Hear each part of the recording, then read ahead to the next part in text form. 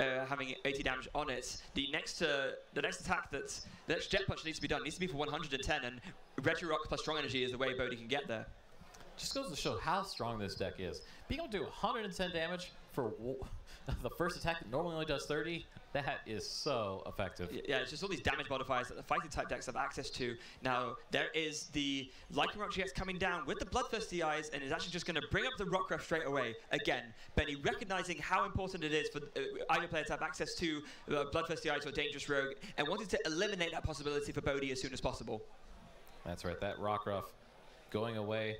Thanks to the Jet Punch attack, will get knocked out, and we're going to see some damage put onto that Buzzwole GX, the only other Pokemon with energy attached to it. Yeah, recognizing as well that, although dealing with the Remoraid is also nice, it's very likely that Bodhi will be able to evolve it to Artillery this turn, so it makes more sense to actually soften up the Buzzwole GX a little bit and make it easier for Benny to make it easier for himself to KO Knuckle Impact.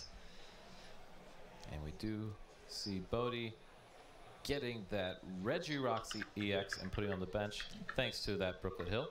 Indeed, so now he's got one of the two things he needs. Actually, he's got both. So that is the Strong Energy coming down as well. So that Jet Punch will be able to do 110 damage to knock out the Buzzwole GX. So a very strong turn from him already, but he's not done yet. That's right. Plays that end supporter, getting himself a fresh new hand of 6 cards. Benny will only be drawing 5 cards this time because of the knockout onto the opposing Rockruff. Indeed. Now, drawing 5 is still okay. Obviously, it's not the ideal. It's not the most you can get off of it, but this should be able to still find something decent off of this. The most important thing for Bodhi is that he will be essentially taking out the biggest attacking threat from Benny's side. All Benny has to follow this up with is a Lycanroc GX with 1 energy on it, and there's only 3 Pokemon on Bodhi's bench right now. So even Dangerous Rogue isn't the really sort of scary threat that it can sometimes be. And we did mention that earlier. Being very careful with your bench is very important in this matchup because there are so many different ways that the bench does come into play in this matchup between the Dangerous Rogue GX, the Bloodthirsty Eyes ability, and the bench damage from that Jet Punch. So there is definitely something to consider with, do I want to bench this Pokemon? It's not a free bench like in other matchups where you could just throw any Pokemon you want on your bench. You have to be very careful in this matchup when you bench Pokemon and what you bench. Yeah, indeed you do. So now it looks like Bodhi just hasn't quite drawn his cards yet, but he will do now. And same from Benny's side. So, like you mentioned, AJ, 5 for Benny, 6 for Bodhi. What does he get here? Well, it looks like Benny's hand isn't too bad. He has got a Strong Energy, a Float Stone, and a couple of other things. And Bodhi draws another Rockruff and a Max Elixir, so that's actually really good for him. It's very good. If he can find a basic energy here, that Max Elixir will allow him to power up that Rockruff early, and he does. So Rockruff getting a basic energy attached. Has not used his GX attack this game, so now suddenly able to add that extra threat on the board. However, he did have to bench another Pokemon to get that Rockruff down. Yeah, he did, and now Dangerous Rogue is a big threat. Now all Benny needs is any energy. It doesn't have to be a strong, can be a basic too, and that Buzzwole GX can be knocked out.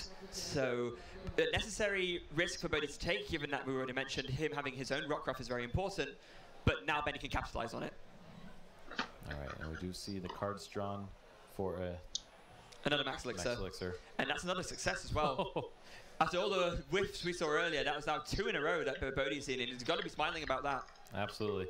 Lycanroc GX, when it comes into play, will instantly be able to attack with the GX attack. And it's only 1 energy away from using its regular attack as well. Yeah, Claw Slash doing just 110 damage, no extra effects, but still very solid, especially useful against Zoroark GX decks. Of course, 110 doubles for weakness to 220, and that is enough to always knock out a Zoroark GX. Speaking of knockouts, down goes the Buzzwole. That's right, using that Jet Punch with all those damage modifiers is enough to match, to go for the knockout and putting 30 more damage onto that bench Lycanroc GX. Yeah, and now, really, this is the turn where Benny needs to respond. And, of course, he's got the energy in his hand. He's got the Choice Band as well, which he doesn't even need, but why not attach it anyway? And he will have the knockout with Dangerous Rogue. Yeah, it looks like he is eyeing playing that N, and he does play it. And so playing that N, Bodhi just drew those 2 prize cards, and suddenly they're getting shuffled back into the deck, and Bodhi will only be drawing 4. Neither player has an Octillery yet, so they're not immune to the effects of getting a smaller hand from N. No, indeed they're not. Although, again, 4 is still, generally speaking, the the number where you're not massively happy with it, but you don't feel as bad about when you're drawing 4 off an end. It's when you start to get to 3 and especially 2 and 1, that's when you start to really think, oh, I really need an auxiliary here, otherwise I could just end up drawing completely nothing and losing the game. Absolutely. Now we did see, before he played at the end, he did leave that Max Elixir in his hand, and that's because on Benny's bench we only have that evolution Pokemon like GX and a Regirock EX, which has an okay attack, but really just takes so much to power up, and all of its other attackers are way better. Yeah, Bedrock Press does for 3 fighting energy 100 damage, and then the Regirock takes 20 less damage in that turn. It's not terrible, but it's definitely not what you want to be attacking with in most situations. Alright, so Benny does see an Octillery evolving that active Remoraid, and so now he'll be able to draw additional cards. If there's anything else he wants to play first. Yeah, he actually just realized that he hasn't used the hill yet this turn, so he can do that first. Fin the puzzle out of his deck, and now, or even maybe the Sudowoodo, and he has 2 more Max Elixirs in his hand, so he can play those, get some more energy out, and then Abyssal Hand. That's right. Most of this deck is able to be obtained, those basic energies with the Brooklet Hill. We do see another Buzzwole coming out. Very important because we didn't have another backup attacker. Now we do, so now we can see what we're going to get into. Yeah, and in fact, well, I was going to say maybe he could attack with the Buzzwole this turn, but of course he has already attached to that Lightning Rock GX, so even if he hits both his Max Elixirs, all Buzzwole will be able to do is a Jet Punch, and that's really not the attack he wants to be doing right now. Max Elixir does find a我应该要 basic 设定自动转播之类的。 Sometimes the best draw is a dramatic draw. Yes, it is. So that's going to be, so that Buzzwole now can do Jet Punch later on if he wishes to. But now there's going to be another Max Elixir played, and this is going to be the really crucial one. If he's able to hit this, then next turn he can manually attach to the Buzzwole, and then Knuckle Impact becomes an option. Yeah, also looks like there's a choice band there as well, so 我是刚好我跟我弟一起玩，然后我弟有开到，然后我才有，不然其实我原本我也是迷。这个时候就是有弟弟最好。 That is again very important for Benny. Now it means that once he sends up this Icon Rock and does Dangerous Road, even if it gets knocked out, he has something very good to follow up. 他开到等于我开到，对吧？到这位都会来到我。 然后我现在在整理，我今天抽到，我今天其实没有抽的都非常好。唯一的可以让别人比较羡慕的，大概就是那个谁。 Yeah, indeed. Now he hasn't used his Abyssal Hand yet, so actually it looks like he opted not to use his Abyssal Hand. Maybe just getting a little bit. 是那个叉 Y 冠军，那叫什么名字？Well, you gotta figure he's this much closer to becoming. 谁还脏脏的？妈，都是那些人害的哦！我跟你讲，哎，菲菲，我跟你说，我他妈只是离开，我只是离开画面一下下而已。我真的他妈只是离开画面一下下而已。这些人啊，这些人啊，妈就把我的材料很脏，你知道吗？妈鸡狗很脏哎。名字有时候记不太起来。 And it looks like he actually has the Lichen Rock ready to go. 记得要提醒每一个玩家哈，就是你们抽到你们今天开的卡包哈，可以先输入在线上版，线上版都可以先输入，但是没有效用。也就是说，你们可以先输到线上来做准备抽包，但是没有办法直接拿来打。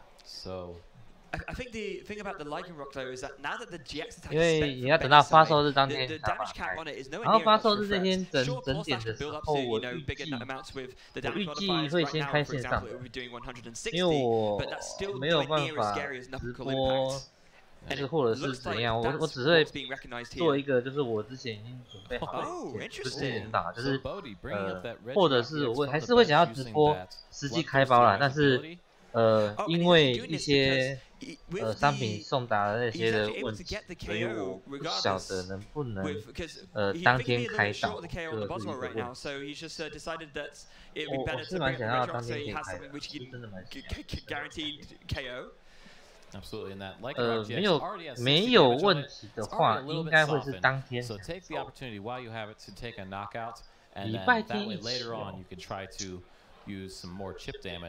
To knock out that Lichen Rock GX. 礼拜天，可是我这礼拜天在礼拜天应该不会去猫脚明德猫脚印，因为我应该不会在那，因为我要外拍，然后可能是礼拜五会录影片，然后整点的时候上传。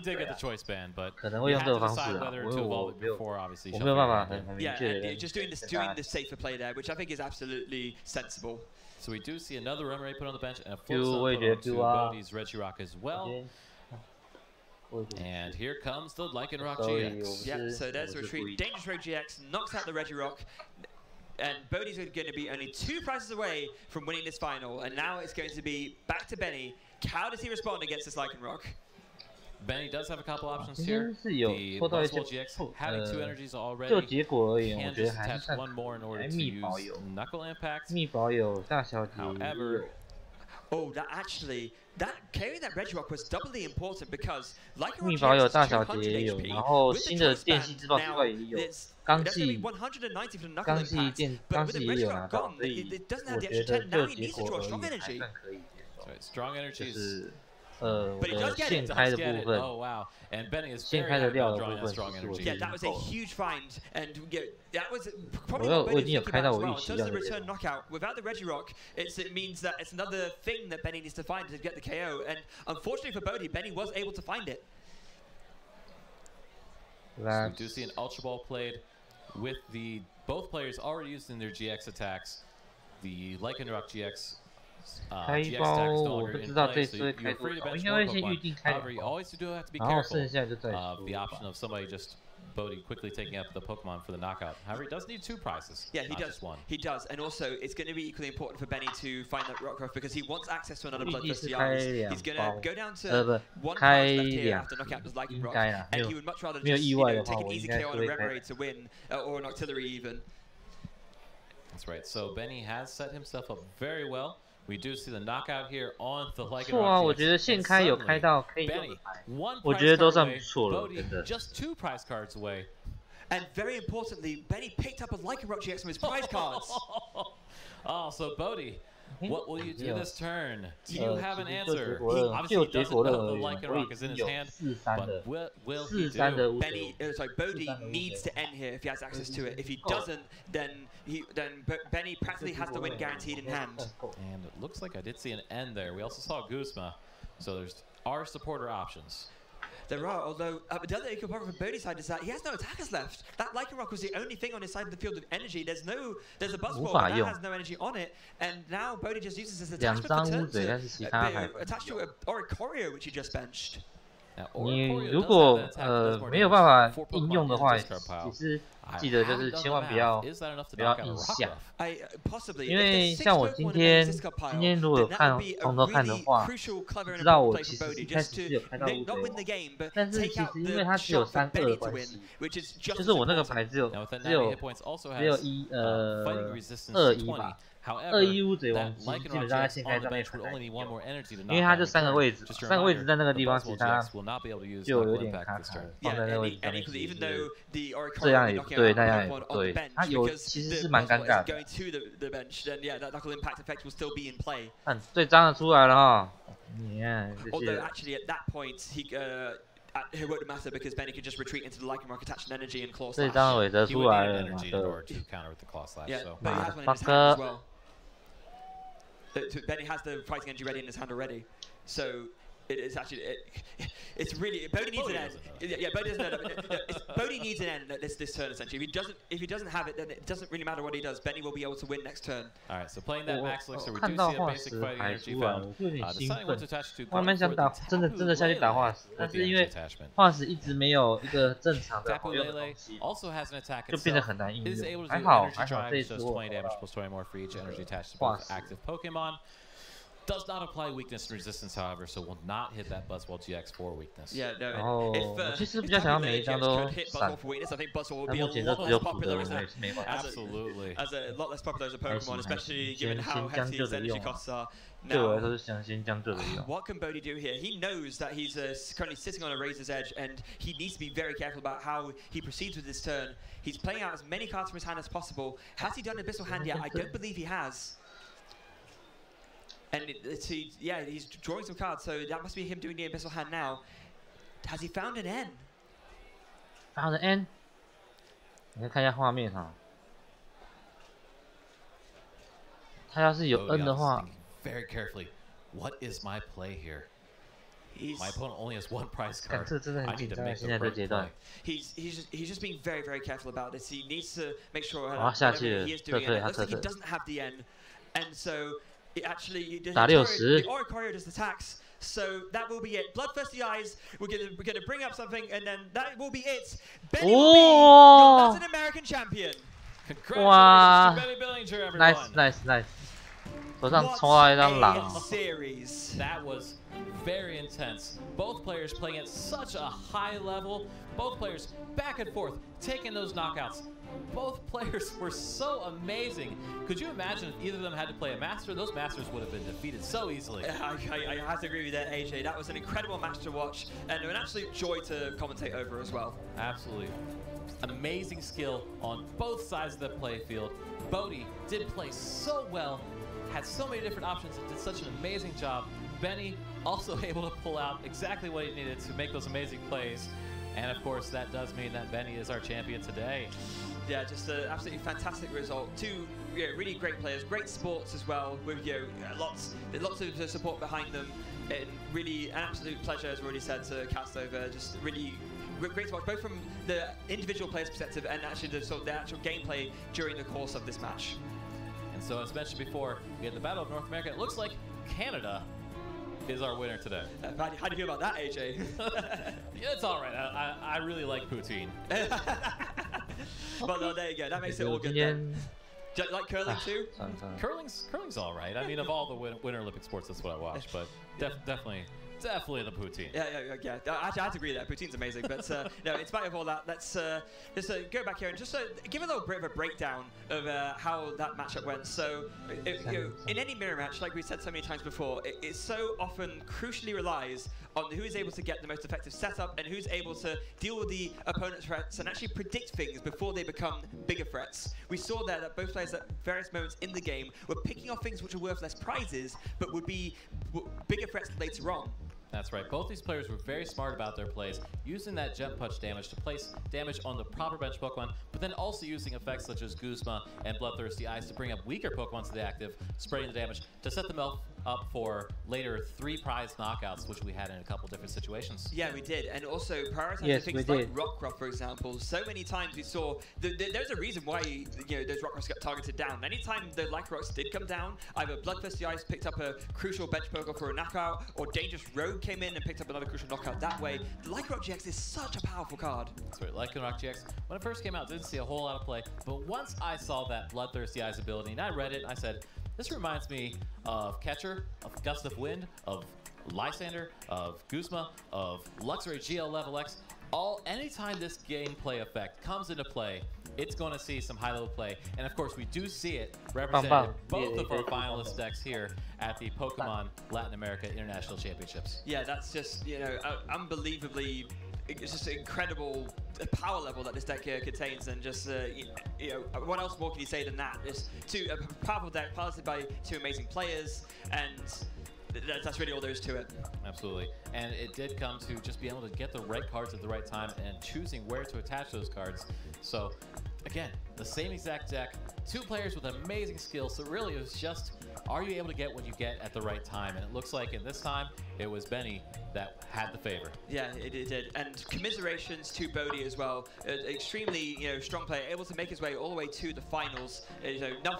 Second place at an international championship at this level is nothing to be ashamed of. No, absolutely not. We have had so many players come here, all hoping to make the top cut, even top 8.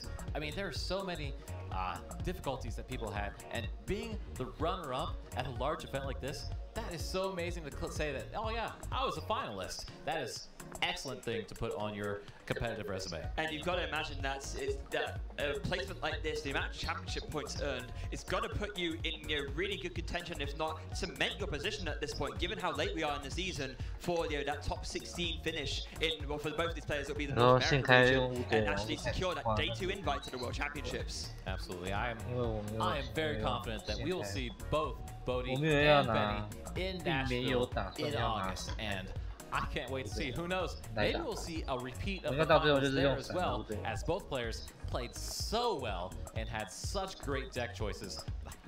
I could definitely see a repeat. So were you international this year, AJ? That is my game plan. 最脏最垃圾的人到那边讲屁话。 Sadly, I'm actually not sure if I will be able to make it this year, so I will have to be there with you in spirits and be there with these two players in spirit if they make it over there as well. But all the same, yeah, just really fantastic. Now, I'll be honest, when I'm there, I'm probably going to be judging, so you'll probably see me out on the floor. So if there's ever a camera going out and checking over the field, you might see me walk around in the judge attire. Yeah, now we do have an interview ready with our Latin American International Championship on the stage right now, so please take it away. Hey. Alright, everyone, I'm here with Benny Billinger, our first TCG champion here today. And first of all, how do you feel? I feel relieved, I feel happy, and I'm just really excited. So going into finals, it was almost, I think, an identical did that play into your strategy going forward? Not really, but you know, just stuck it through, when I get that? got my energies to the right place and managed to pull it off. Yeah, it was definitely great and exciting, and of course Buzzwald turned out to be the deck of choice for you this tournament, and of course you are no stranger to the spotlight. It's just really looking forward, and it was great seeing you play. Do you have any specific shout outs that you like to give? I'd like to give shout outs to Daniel Altavilla and Zach Lesage, Brady Guy, Mom, Dad, Daphne, Isaiah, William, and Reagan for testing me with the day before. And there's just so much more that I love. And of course, congrats to Bodie, coming second at 2 internationals in a row. Like, that's just really hard to do. Yeah, exactly. And there you have it. Words straight from the first TCG champion here at the 2018 Latin America International Championships. Congratulations, Benny. And we'll be right back with a short break. Stay tuned. Stay tuned.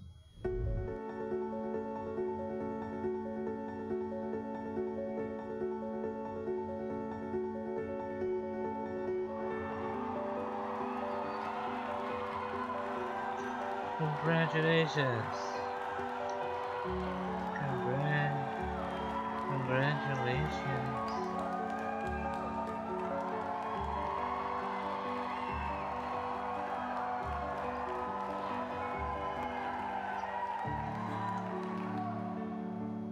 Changed my life far more than I ever thought it would. It's in a weird way almost kind of become part of my identity. Outside of my wife, it probably is the biggest part of my life right now. I always kind of look at or think about what my life would be like without it, and it's hard to even think about that or imagine that just because it's so important to everything. Like a couple of years ago, I couldn't have sat talking to you like this, like I am today. It's helped me find my confidence, and it's helped me, become more comfortable in myself. After all these years, it's still going strong and arguably going even stronger than when we were first getting back into it. Pokemon just is my life.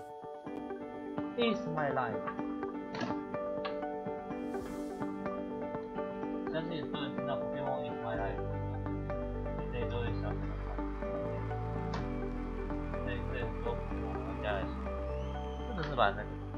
I'm Josh Wittenkeller. Some of you guys might know me as Jay Witts, and I'm a Pokemon trading card game caster. I played pretty much straight from day one. The first day that people had cards at school, I immediately went home, talked to my dad. I was like, hey, this looks really cool. Let's play it. We played all the time. We went to leagues. We built decks, and I just fell in love with it immediately. On the Nintendo 64, Pokemon Stadium came out. We got it. It was the first game I ever pre-ordered, and I had it at my house, and I told all my friends. And I had like 10 people over at my house that day. And it was then that I realized just how many people Pokemon can bring together, how much fun you can have with it. It's just really stuck with me ever since. I'm Kay Dyson. I'm a commentator for the video game and from Pokemon Tournament. I used to play Yellow, play Pokemon Silver with my friends, and I sort of kept playing. Misty was my hero. I loved that she didn't take any nonsense from the boys, and she cared about her family. She loved her Pokemon. Yeah, she was cool. I liked Misty. Competitive stuff, and when I got to university, me and my friends realized, hey, there's this giant Pokemon tournament in Birmingham. It's called a national. Should we go play? Yes, that was 2011. That was my first competitive tournament. That was my first nationals. 这一张牌应该是不会送，但是我有没有这一张牌，我还要想，我没什么。我确定我有这一张，但是我不记得我把它放到哪里去。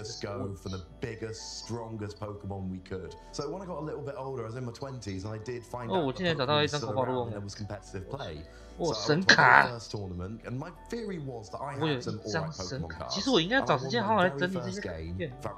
我应该要找一个各找一个盒子哦，然后我每一个颜色都分一个盒子，然后把我觉得需要的东西把它放到那里。And I'm a Pokemon video game caster. Growing up, Pokemon was always a really big part of my life. I got into the game earlier on, I think in 3rd or 4th grade, when everyone in the classroom had like a copy of Ruby Sapphire and Emerald, and I was like, oh, I want to see what this is all about. I think Pokemon has definitely had the biggest influence in my life out of anything, really. My brother is 5 years younger than me, and growing up, you know, it's kind of difficult to have similar hobbies when you have such a big age gap. I remember introducing it to him, and that's like the one hobby that we really share together, and even because of Pokemon, we really were able to share this really special bond.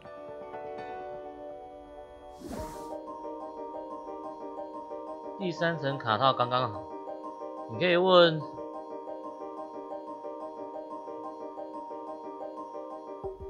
第3层卡套是刚好，其实你直接去店家问，他们会跟你讲。这一叠超多东西的。Oh hey, how's it going, Ross? Oh, it's going superbly, sir. When I started doing my casting, when I started doing my commentary, really at the grassroots level, this was all I wanted to do. I'm sort of living my life's dream. I get to share my favorite moments about Pokemon. I get to meet people from all over the world. It's incredibly humbling. It's incredibly fun. It's a really valuable resource to be able to educate people about the game that we really care and love so much about. Firstly, you know that you're helping other people around the world see the tournament that's going on. You can help explain them. See, this is why we love it so much. Getting the message out there saying, this is Pokemon, this is what we love doing, and like, come and play with us. I get far more joy from watching 2 good players play and taking apart their play and seeing what they're doing and explaining it to people than I do from actually playing itself, because I can parlay it into YouTube, into my podcast, and it's something with which I can consume myself all the time.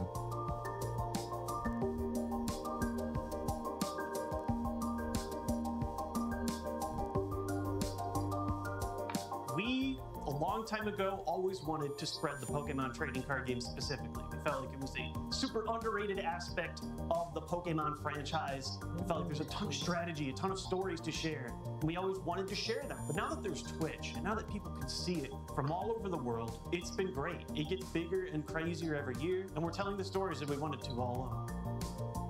I think storytelling is really important for anything that's competitive. As a caster, you know, I tried to provide 2 things. 1, a good story behind all the matches that we cast, and 2, being able to really break down each game and kind of bring it to the next level and allowing players to see why, you know, some plays are made or why high-level play is so cool. I want to tell the stories. I want people to see these players, to see these matches, to see both the incredible triumphs and maybe the what-if misplays. I want people to watch a Pokemon match and remember it. It's just a great opportunity to reach out to the Pokemon community in a different way. I think, you know, as casters, it's really cool being able to walk out after games and having people tell you like, hey, I really enjoyed that game you casted, or you did a good job. Being able to do something that I really love, it's just a really cool opportunity.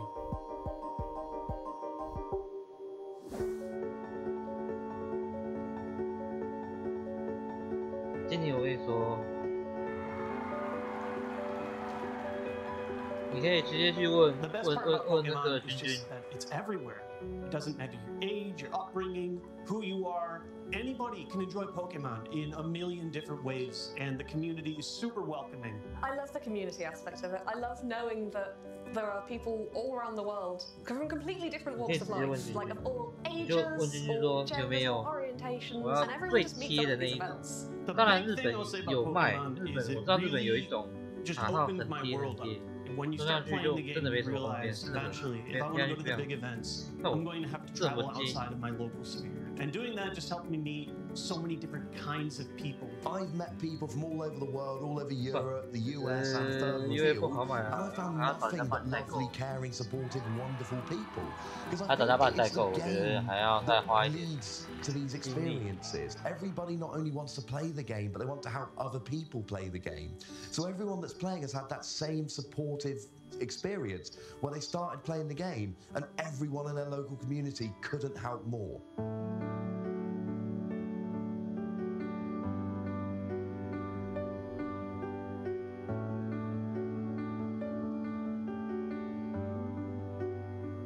I was staff at the World Championships, and at the end of the closing ceremony, they lined all of the staff up outside the ceremony hall. And as everyone came out of the ceremony, we applauded, and just you could see every kid's face light up as they came out and had this crowd of people standing there applauding them. We were clapping for them. They'd give us high fives. We'd cheer. Some people ran down the whole line of us, giving us all high fives. You could tell every kid that came out of that hall, they felt like a champion. And that was just the most wonderful feeling, to know that we'd been part of that, to help make that happen. That was the best day.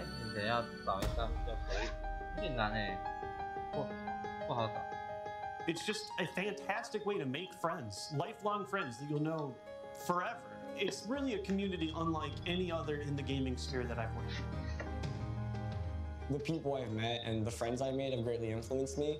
I think one of the best things about being in Pokemon is meeting people from all around the world and hearing about their experiences and sharing this one thing that you really love together. I think that definitely has had a huge impact on me, teaching me about different cultures and experiences and being able to make friends from all around the world. That is really awesome. Pokemon is for everyone, and I think it's becoming more and more obvious that that's the case, which is really wonderful to see.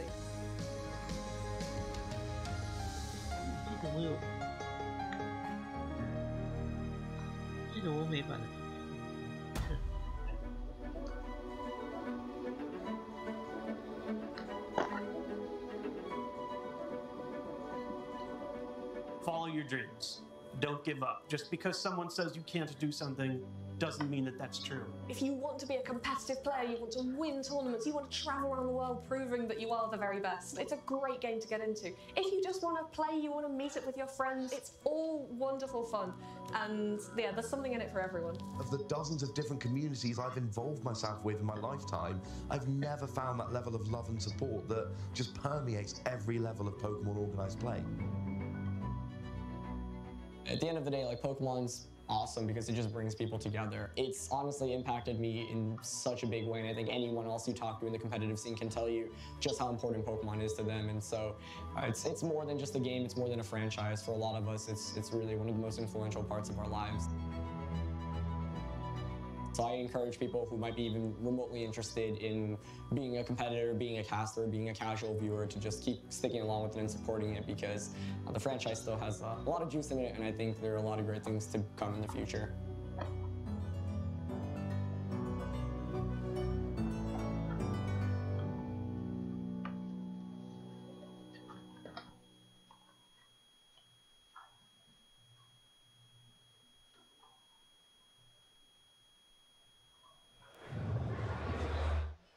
Welcome back, Pokemon trainers, to our coverage of the final day here of the 2018 Pokemon Latin America International Championships. My name's AJ Schumacher, and I'm here with Jeremy Jalen. Yeah, what a great weekend it's been, and we're coming down to the wire. Just 2 matches to go, Seniors Finals and Masters Finals. And wow, what a Juniors Finals we saw there. Absolutely. Both players played with such efficiency and such skill, knew exactly what they needed to do, especially even though it was a mirror matchup featuring both the Lycanroc GX and the Buzzwole GX. Such good cards, and they knew exactly what they needed to do.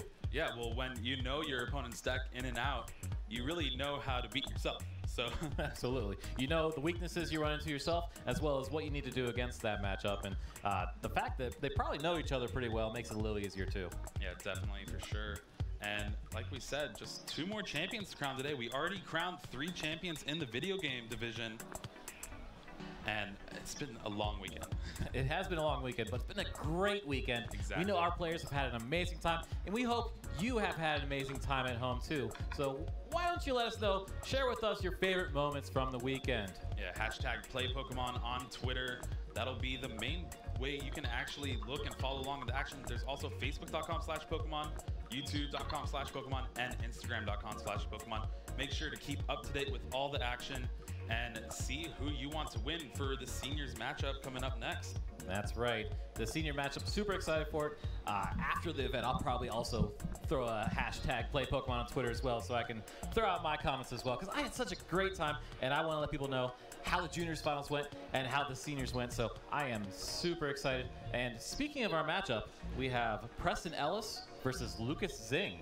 Yeah, two great players, two great decks, two decks that we haven't really seen in these finals where it's just populated with Buzzwole, Lycanroc, but you see there in the bracket the path that they had to play to get to this final match.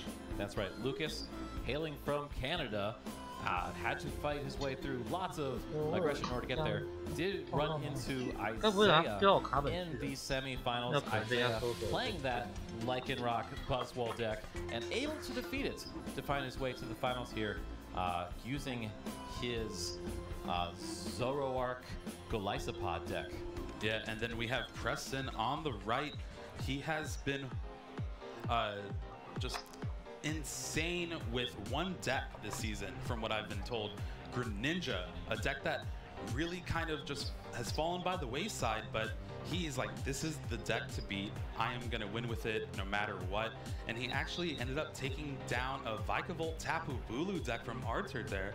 That's right. That matchup you think would be very good for Vikavolt Tapu Bulu. However, being that Preston is such an amazing player, found his way to the victory, and now we'll be facing into the final. Once again, ladies and gentlemen, we will have a Canada versus USA finals. Let's give it up for our finalists in the North America.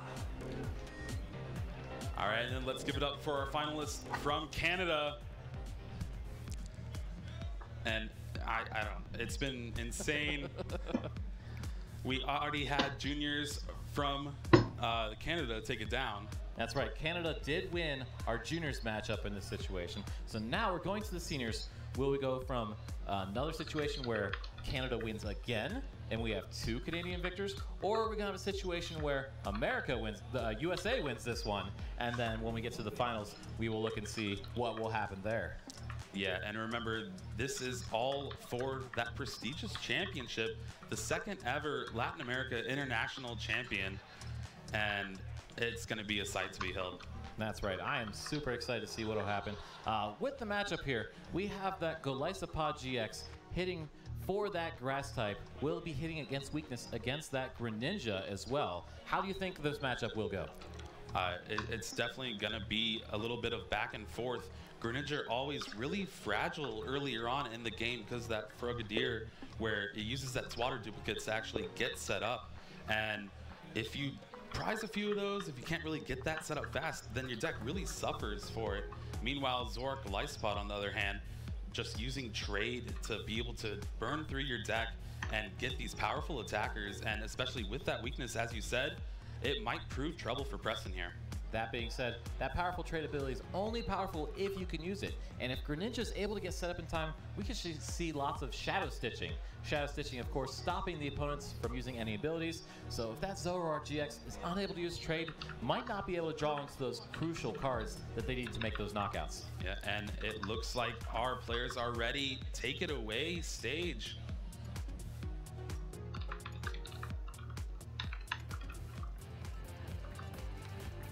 Chegou a hora de mais uma final, então, no nosso Internacional de Pokémon da América Latina. Se no TCG, na divisão júnior, a gente teve Estados Unidos contra Canadá, num jogo disputado com 2 amigos se enfrentando, a gente tem uma coincidência enorme, exatamente agora no TCG Senior do nosso campeonato, mais uma final com Canadá contra Estados Unidos, envolvendo 2 amigos.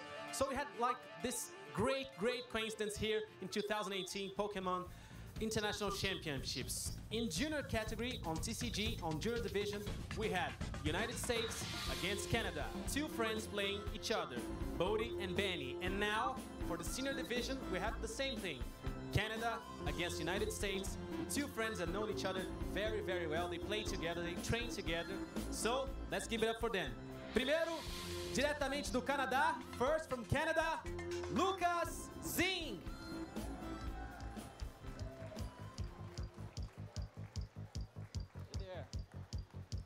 E o segundo finalista da categoria Sênior do TCG, o americano, the second finalist from our TCG Senior Division, from United States, 西班牙舞，我这个快下。 Preston 啊， Ellis。听见半讲什么？讲什么？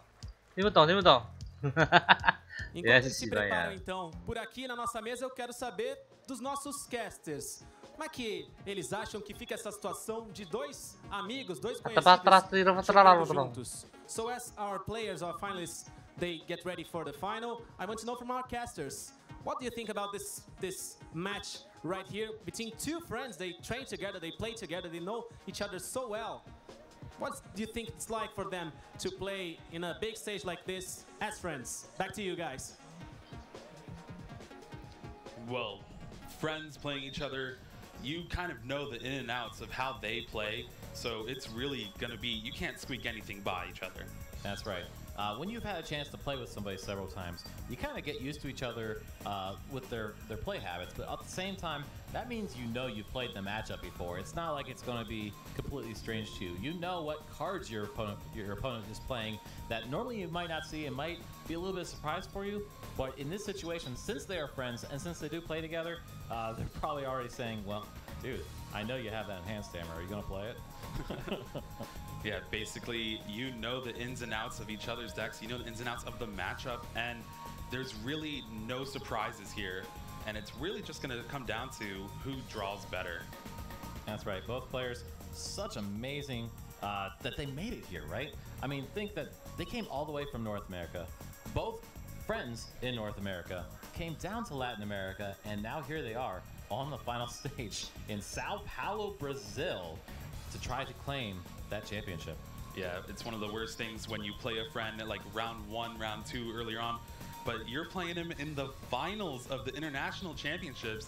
I don't think it can get better than this. Absolutely not, because then later, if let's say your friend wins the match, I'm sure he can buy you a hamburger if you're ever strapped for cash. Yeah, definitely. And as they're getting set up, it's going to be a real back and forth match here, just because the ability to shut off trade with Greninja. That's right, Greninja. We've seen such success from it in the past.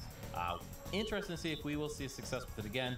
That shadow stitching, so very good. But then also the fact that you can use the ability from Greninja Break to spread out damage. Yeah, for sure. And then, of course, like we've been talking about this whole time, Goliathpod is grass, so it will hit Greninja for that weakness. And usually Greninja kind of just, I'll maybe take one hit or two, get that splash energy and just keep doing that. But we might see just right out the gates some quick knockouts. That's right, Greninja was very dominant for a while, but once Goliathpod GX came into, it kind of left a first impression on that Greninja, immediately taking those knockouts. So we might see some first impressions here as well. That was good. I'll give you credit for that. Do what I can. All right, so both players, it's interesting to see, do you think we will have a situation here where, despite the weakness, Greninja will find a way to get set up early and take those critical shadow stitching moments to lock down the game? Well, anything can happen, and we're really just going to have to wait and see. These lists are optimized for the format, and going in, Zoroark Goliathpod was one of the decks to beat, while Greninja was non-existent. That's right. We had featured several matches throughout the weekend. We did feature Zoroark GX with Goliathpod GX at one point, but this is going to be the first time all weekend that we're going to be showcasing Greninja on the main stage. Well, if it's been shy all weekend, it is now the time to come out in finals. And it looks like the players are there, and there's Lucas Zing. 这位又是2017加拿大人 Lucas Zing， 然后他的战绩是711哈，然后打的是锁甲。Quite good accomplishments, especially so recent as well. That's right. Only faced one loss during the entire tournament today. Has that very strong background to him. So very accomplished player, looking to carry forward another accomplishment on his 那边也是美国，跟刚才一样啊，是冷蛙呀，叫做 Preston Ellis， 战绩是702。 And then we have the top 8 Oceania International Championships just recently, and then the finalist at European International Championships as well, and then champion of San Jose Regionals and a top 4 at the International Championships in North America last year. So he is no stranger to this International Championship stage. That's right, Preston. Making that top cut of each of those internationals, now looking to put that Latin America champion to help top off the resume, but you know, that finalist looks really good as well still. Yeah, definitely one of the most consistent players here in the senior division this year, and I'm really excited because I love seeing Greninja play. I hate playing it. Yeah, it's one of those decks that you have to figure out exactly what you're going to be doing with every turn. You can't just say, all right, I'm going to get really powered up and I'm going to start doing some damage. Greninja, sometimes it's more optimal not to do a lot of damage and instead go for that Shadow Stitching attack to lock down your opponent. Exactly, just so many plays. Giant Water Shuriken, the Shadow Stitching, like you said, Moonlight Slash, and even trying to conserve some splash energies on there. You don't know if you want to pick up the energy or not. And we're really going to have to see. And Goliathpod is one of the bigger threats to that deck. So it'll be an interesting play out here. That's right. Goliathpod GX does hit for weakness. Zoroark GX has a great ability with that trade. However, it will depend on how quickly that Shadow Stitching does come to play. I think that will be Preston's ace trick to find a way to lock down this matchup. However, if Lucas Zing is able to get those Goliathpod GXs powered up sooner than needed, can get that Tapu Koko with a free retreat on the bench, and also looks like there's lots of Guzmas as well we're going to see. So could just take those quick knockouts with that first impression. Could even use Armor Press to really good results. Yeah, usually Armor Press attack you don't see as often because it doesn't do enough damage, meanwhile as Crossing Cut GX or First Impression when you bring it up. But Armor Press against the Grass Weak Greninja, dealing 200 damage and reducing 20 damage next turn, it's probably one of the more optimal attacks in this match. That's right. Shadow Stitching, not known for its massive damage, so being able to reduce 20 damage and locking your opponent down to having to rely on those giant water shurikens to do the majority of the damage really can put this the tide of the favor in Lucas Zing for this matchup. Yeah, and one thing to point out in Preston's deck, he does play 3 copies of Enhanced Hammer. Yeah, Enhanced Hammer is one of those cards. A lot of people played it this weekend. A lot of people were expecting it from a lot of matchups, but usually it was just one. We are looking at 3 Enhanced Hammers from this list. Lots of different options to remove those double colorless energies, which will make it difficult for Zoroark GX to stay powered up and for Goliathpod GX to continue to use that Armor Press attack. Yeah, and no slouch either. Lucas does play 1 Enhanced Hammer himself, but I think his is even more important in this matchup, being able to discard the splash energies, so Preston won't be able to pick up the Greninja line and just replay it next turn. That's right, those Greninja decks tend to leave that splash energy when they're using their Shadow Stitching attack for turn after turn, relying on those 6 basic water energies to use those giant water shurikens, since you cannot use special energies for that ability. The fact that he could use that Enhanced Hammer to discard the splash energy and then go for the big knockout, instead of returning all those Greninjas back to the hand like splash energy allows, they will instead get discarded, which will put Preston in a very difficult situation to come back. Yeah, for sure. And remember, I think this whole match really revolves around if Preston is able to get that turn 2 water duplicates from Frogadier set up. That's right, water duplicates lets you search your deck for all those Frogadiers you need, and then you'll be able to start evolving into Greninja. So, would be interesting to see if he can get there. Zoroark GX and Goliathpod GX usually does need a turn because they do need to evolve, and most of the basics in this deck will not be doing a lot of damage. Yeah, he will have that 1-turn window essentially to try to make something work. But this is where I'm really glad we have the prize cams, because if Preston prizes any number of Frogadier, it can be a world of hurt for him. That's right. That deck really relies on getting all of those set up on the bench, so that way you can start evolving into those Greninjas right away. And so it looks like our players are shuffled and set up. They both do have an active basic Pokemon, so they are ready to play. Yeah, they both mulligan the first time, but if both players mulligan, you actually don't take that extra card. Kind of just a good equalizer. That's right. So both players are set up, so we will be seeing the prizes here very soon. Puzzle time could be important. It's one way to recur a lot of these one-ups. 究竟人蛙能不能在这一次来赛里面拿冠军呢？ Too impactful. Maybe that Tapu Koko. Tapu Koko does have the free retreat, which is useful. And then on Preston's side here, we do see the Starmie prize. Only playing a 1-1 line of Starmie. So having that Starmie prize might cause some issues down the road for energy management. Yeah, to go along with that, also one of his 2 super rods in the prizes as well. So, going to have some difficulty here getting back those basic water energies for using the Giant Shuriken. But it looks like we are started here. Pokemon players, give it up for our seniors finalists. 哎呦，他写 Senior Finals， Looking like 就写得很清楚哈。 Preston 我刚看到现场，觉得灯蛮暗的哦。 on the Froakie, and then a Sycamore just discarding the rest of his hand. Oh wow. Obviously, you want to start with the splash energy. Oh, 全丢哎！ 4 energies in his hand. 哇， 2 这个 2 regular, and with Starmie and a Super Rod prize, this could spell trouble. Preston is looking to. 没关系，没关系，我觉得还行。 Hasn't had a chance to do a deck search yet. 非常判断非常的精准哈，这直接之下哈。 Or ways to get back the energies. 找一下我的字幕， Now 我应该还有 using 别的。 Brooklet Hill has a chance to search through his deck. Preston will soon realize. 不行，我再增加一 Where's my Starmie? Yeah, he's definitely going to need to play a little bit more conservative here just to even really attack. That's right. So we do see Preston searching through multiple times. Like I said, it's just like, are these 2 cards stuck together? Is Starmie hiding somewhere? Nope. Okay. Well, I'm going to go ahead and get this Staryu anyways, hoping to get an early knockout. Staryu actually has great utility just because it's a basic Pokemon with free retreat for this deck. And even though Greninja has free retreat, having that one earlier on in the game really helps.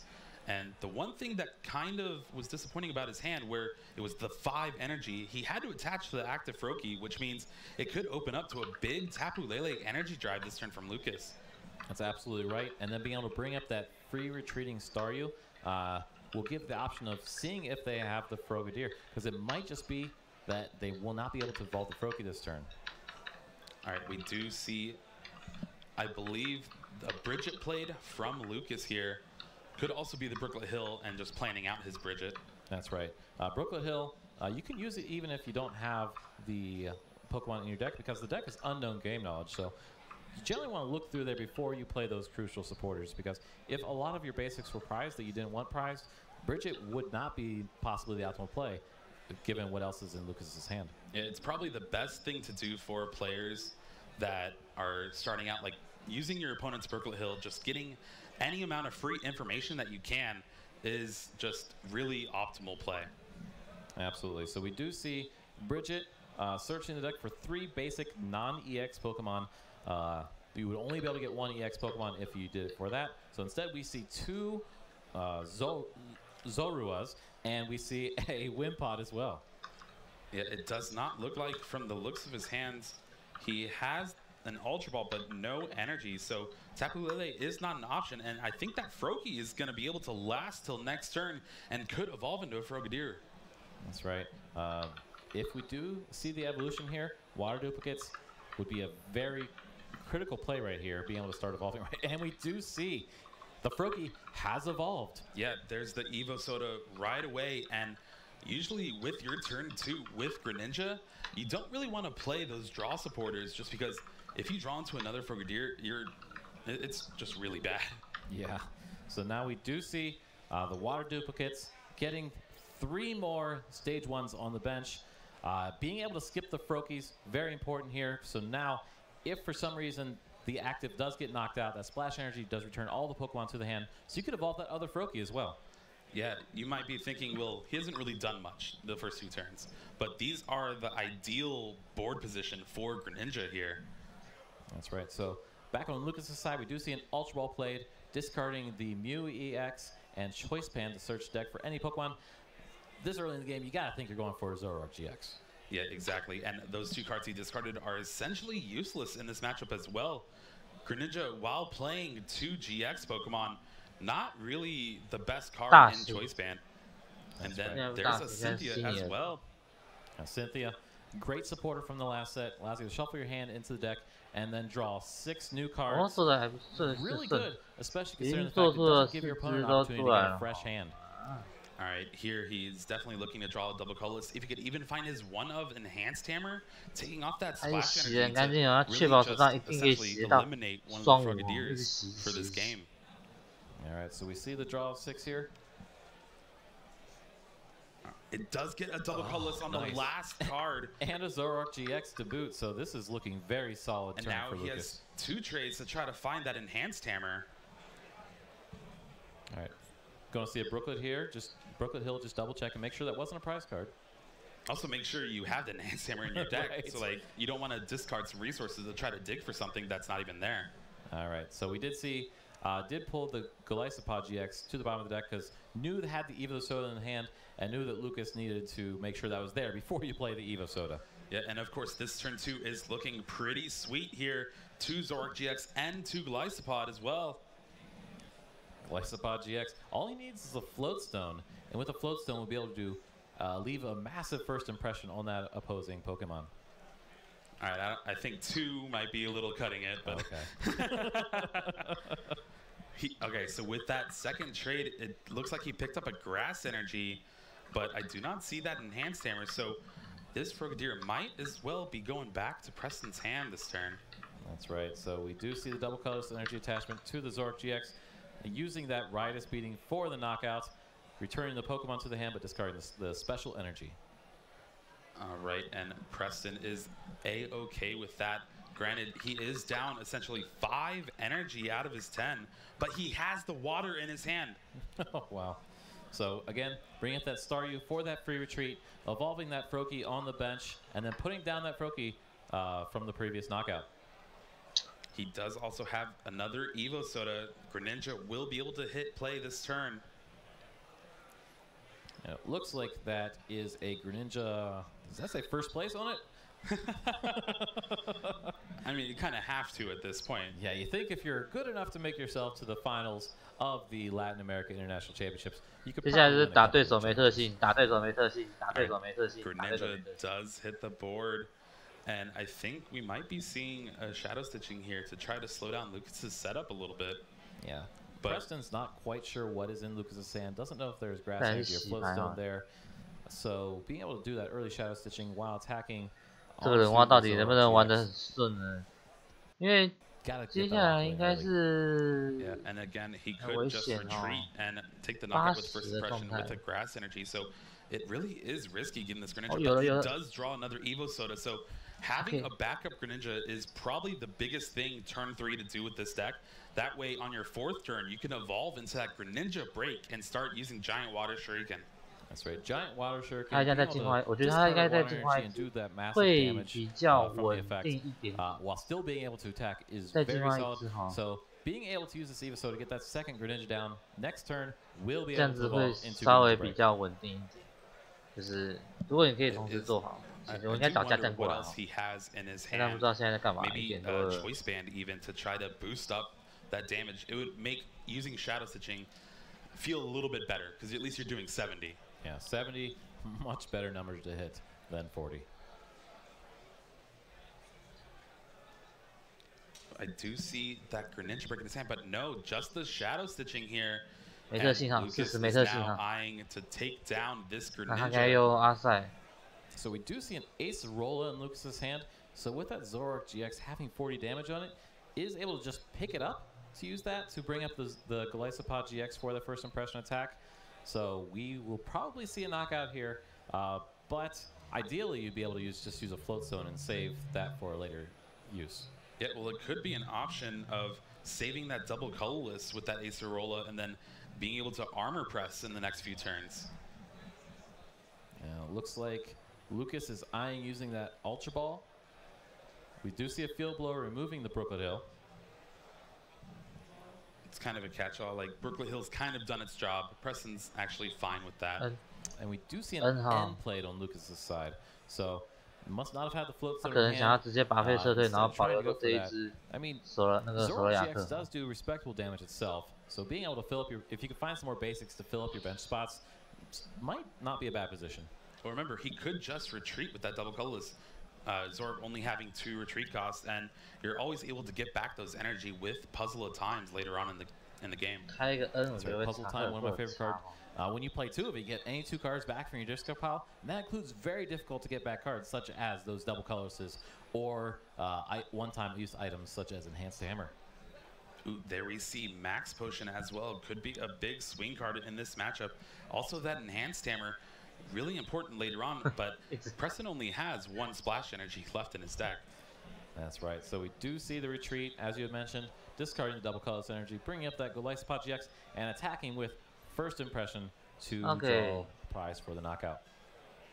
All right, 2 prizes down now, and Preston really needs to get something going here. But remember, this is what Greninja usually does. You're usually down 2 prizes by the time you start.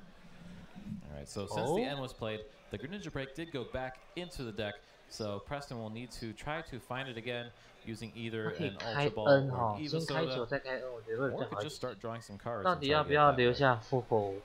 And it's looking like with discarding those splash energies early on and the Super Rod being prized as well, if a few more of these Greninjas get knocked out, I don't know if he's going to even have enough attackers to try to finish off the game.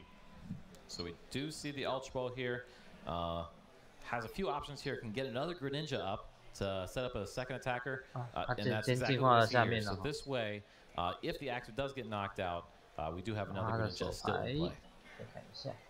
All right, and there's an N from Preston himself, putting Lucas down to 4 cards, and usually N against 2 Zoroarks on the board isn't that impactful, but if he chooses to Shadow Stitching, this N might be able to stick himself for a couple of turns. That's right, Shadow Stitching will stop that trade ability. If Lucas is unable to draw into a double colorless energy, will not be able to use that Armor Press, and First Impression by itself without using the added effect from switching into the active position, not really that strong. All right, and looking from the 4 cards, I believe I saw Tapu Lele, Field Blower, Grass, and it might be Sycamore is his last card. Oh, N. All right, so he at least gets to spin the wheel again next turn to try to find something, a way to knock out this Greninja. Preston also drawing a few great cards as well, able to draw another Greninja and the Greninja Break, but needs to make a decision. Do I want to evolve this now, or do I want to hold out till later in the matchup? Yeah, it would really depend if he has access to a water energy in his hand. But again, discarding all those energy early, he's really going to need to conserve him with that Starmie prized. Also has an Ultra Ball in hand, could opt to use that, but most of the Pokemon that you need right now are there, and by now Preston has done enough deck searches to realize that Starmie is prized. So we do see the evolution into Greninja onto the bench. Yeah, and this is always the big decision you have where, okay, I can Shadow Stitching and deal 40, or I can deal this massive damage with 80 and try to take a 2-hit knockout next turn. And it looks like that's what Preston is going for, and kind of conceding to the fact, well, yeah, if you don't get a way to get this Golisopod out of the active or double colorless, you're not going to knock me out anyway. That's right. I really like the play. Moonlight Slash doing an additional 20 damage when you return the basic energy to the hand. So doing that early 80 damage, keeping that energy for later use. We already see 2 Greninjas on the bench. So Preston, pretty good board position, but really needs to conserve that energy. Yeah, so those 2 trades from Lucas there were almost perfect. Drawing the Float Stone as well as a grass, or having the grass energy in hand, and then he also draws the double colorless for later on in the game. And then that Tapu Koko also providing free retreat for a card like Guzma to reset Golisopod. And Guzma bringing up the Staryu. He sees the weakness here. He's like, yeah, you haven't gotten Starmie. So I think it's prize. I'm going to knock this out before you even have a chance to get it from the prizes. That's right. So we do see the Staryu being knocked out with that First Impression attack. Lucas coming in with early lead, 3 prize cards. Yeah, and Preston really needs to get something going. Maybe even a few Greninja Break in play to where you can do a double Giant Water Shuriken. But again, the energy count for his deck right now is so low that he might not even be able to pull it off and attack later on in the game. All right, so we do see the Greninja Break coming into play. Splash Energy being attacked to that active. Splash Energy is so useful in this matchup because if he does manage to knock out that Greninja break, we'll get all of those Pokemon back to his hand. Brooklet Hill just looking through his deck, like seeing how many resources he has left. Remember, I think all of his Pokemon, except for maybe a Tapu Fini GX and the Tapu Lele, are in play in the discard or in his prizes. That's right. So looks like we do see a giant Water Shuriken, discarding that basic energy, water energy from the hand, placing 6 damage counters onto the active Golisopod GX, and then Preston plays an N. This N was super important just because Lucas's hand was completely set up to just negate Preston's last turn with Enhanced Hammer and a double colorless energy. And honestly, if that hits the board next turn, it would have almost sealed the game. That's right. This also gives Preston the opportunity to start aggressively using Shadow Stitching. Lucas, having drawn 3 prize cards, will only draw 3 prize cards or 3 cards off of this N. And so, without being able to trade, we'll have some difficulty trying to find that crucial double colorless energy, Floatstone, or Acerola. Yeah, it'd also be important if he finds a choice band here to make that Shadow Stitching deal 70 damage and really set up just another knockout next turn on this Golisopod. Absolutely. So both players have drawn their cards. There's the choice band. Oh, choice band. Oh, God. Wow, Preston coming from behind, getting everything he needs to start setting up. Just needs to find some way, and he does hit his last Super Rod. Yeah, Super Rod really important here because it's the only way right now for him to get back energies in that Staryu. And depending on where the Starmie and the other Super Rod are in the prizes, it'll be really important to see if he gets it, if he takes a knockout next turn. That's right. Greninja doesn't take the fastest knockouts, but when it starts taking knockouts, it can really add up with all those giant Water Shurikens. So we do see a Shadow Stitching, and with a choice band, we are adding additional 30 damage. Yeah, so 130 on that Golisopod, and that means either a Moonlight Slash next turn or even just a combination of Giant Water Shuriken and another Shadow Stitching could take the knockout on this Golisopod. All right, so we do see some searching the deck, using that Brooklet Hill to be able to look through the deck, and then following up with the Cynthia, drawing a fresh hand of 6 cards. And remember, no abilities here for Lucas, so this Cynthia will need to net him something fast. Lots of different options here Lucas could use. Since Lucas did play the Cynthia's turn, Acerola, which would have been an amazing play, unable to be played. So instead, we're probably looking for a Floatstone or a double colorless, but there could be a couple other options as well. So we will see what Lucas draws. Looks like a Max Potion, but nothing. Oh, there's the Floatstone, the last card off the Cynthia. It will allow him to take the knockout here. Whoa. He can also Max Potion it off as well, so the past few turns of attacks have just done nothing. That's right. All that damage, all that hard work from those Greninjas and the Greninja break, negated by the Max Potion, removing all that damage, and then Floatstone, retreating it to the bench. That Golisopod GX suddenly fully healed, and we do see the stadium was replaced as well with Parallel City. 我觉得对面也是神抽啊。 With 他拿爹爹了。 going down to 2 prize cards, if Preston can actually even just manage to take a prize in the next couple turns to try to replenish his energy.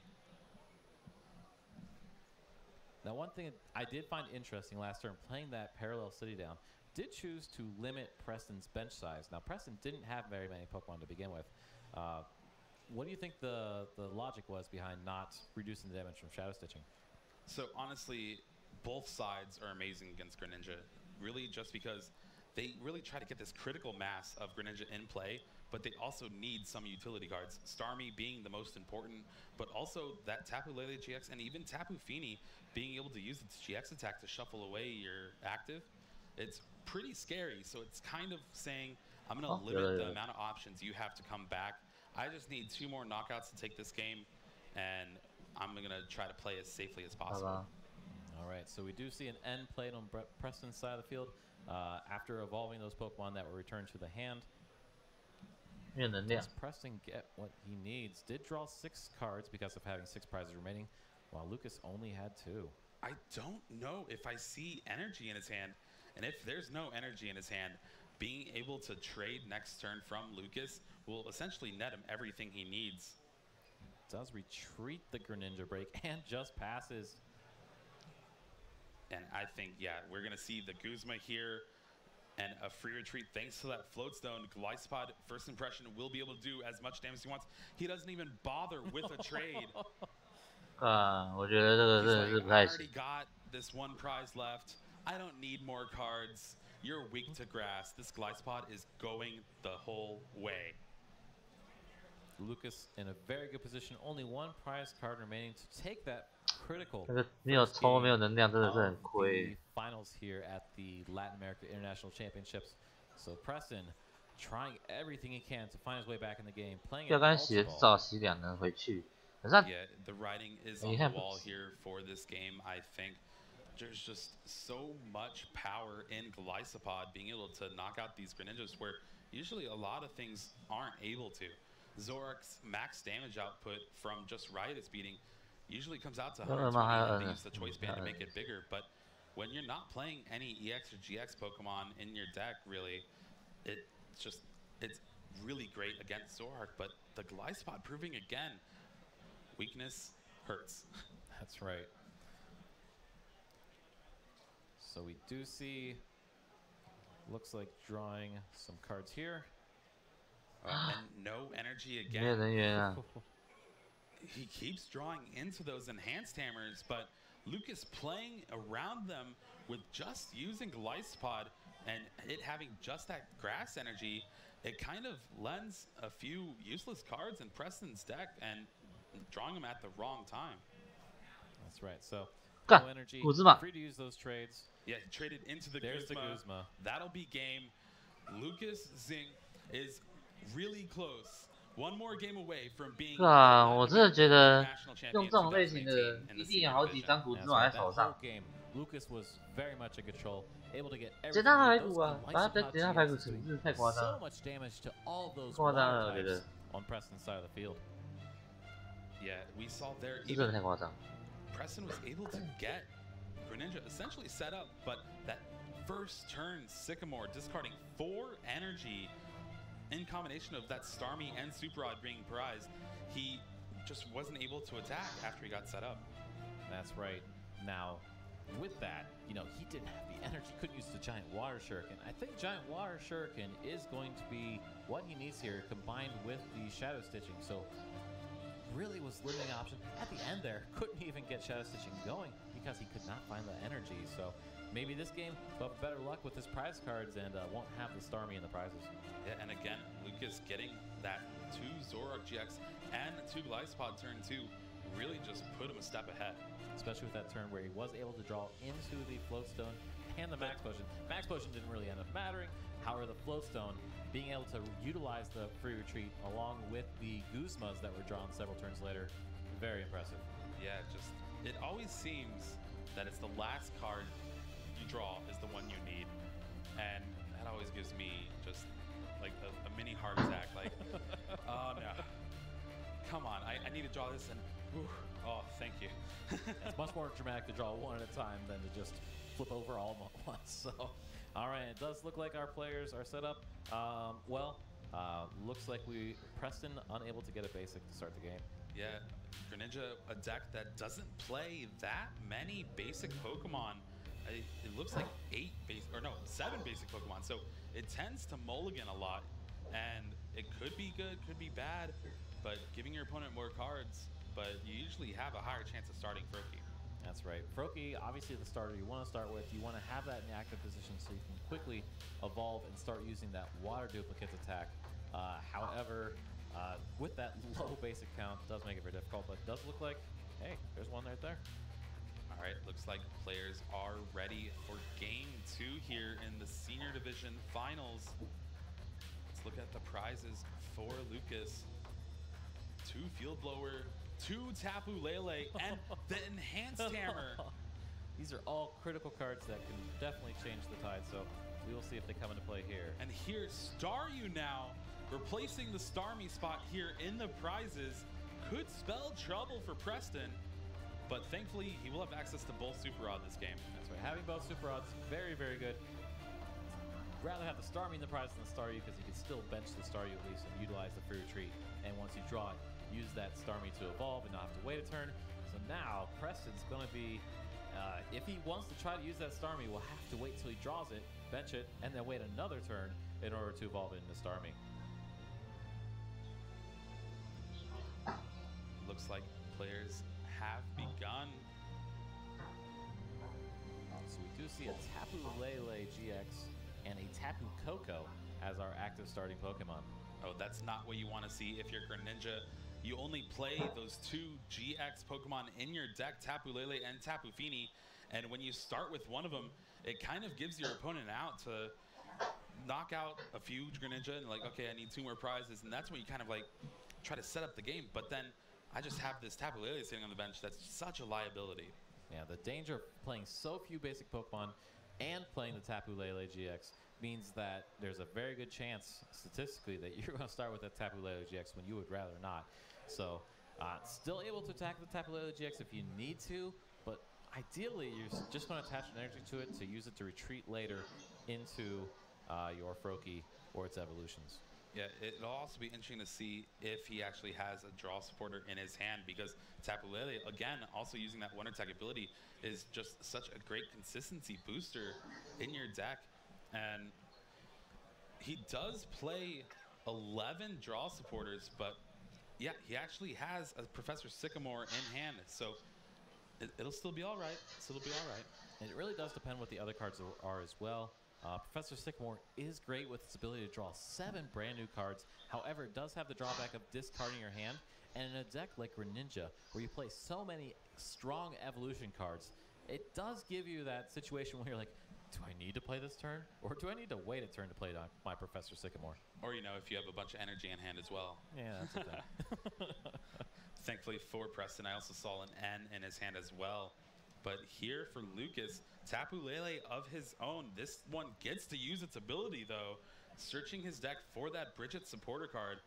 Just probably one of the best supporters being used in over half the decks here this weekend. That's right. It's probably because over half the decks have played that very powerful Zoroark GX with that trade ability. Being able to get out multiple Zoroas early in the game, so that way you can start using those trades.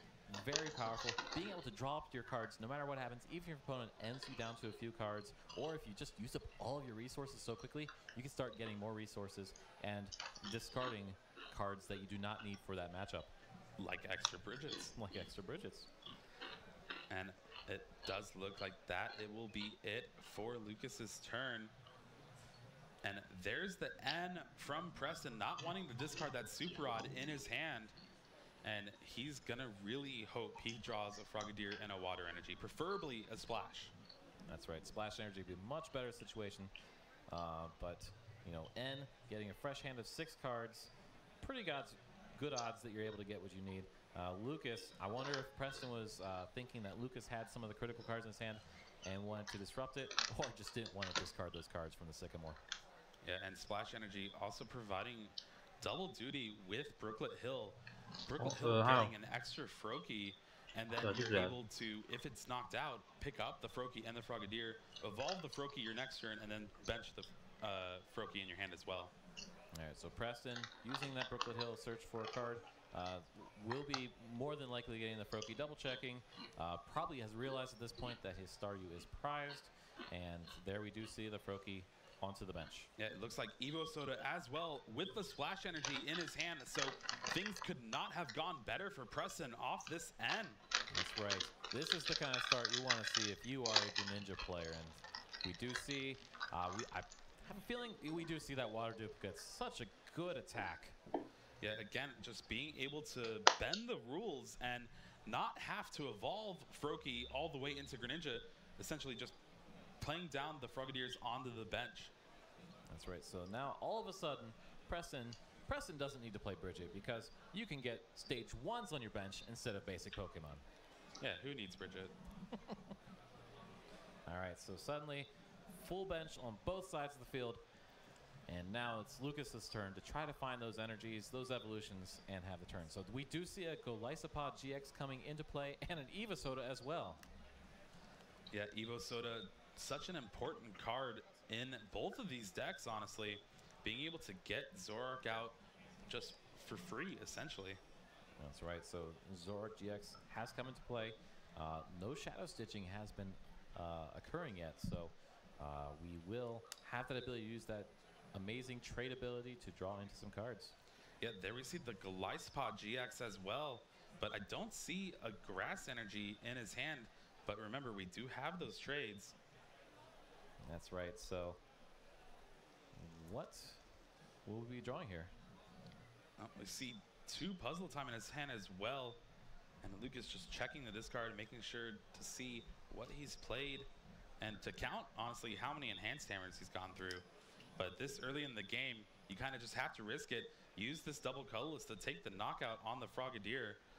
But unfortunately, I don't know if he knows it yet, but with that Enhanced Hammer prize, this Splash Energy will be able to really punish him. But there we see the Guzma playing around the Splash Energy. Such a heads-up play from Lucas here.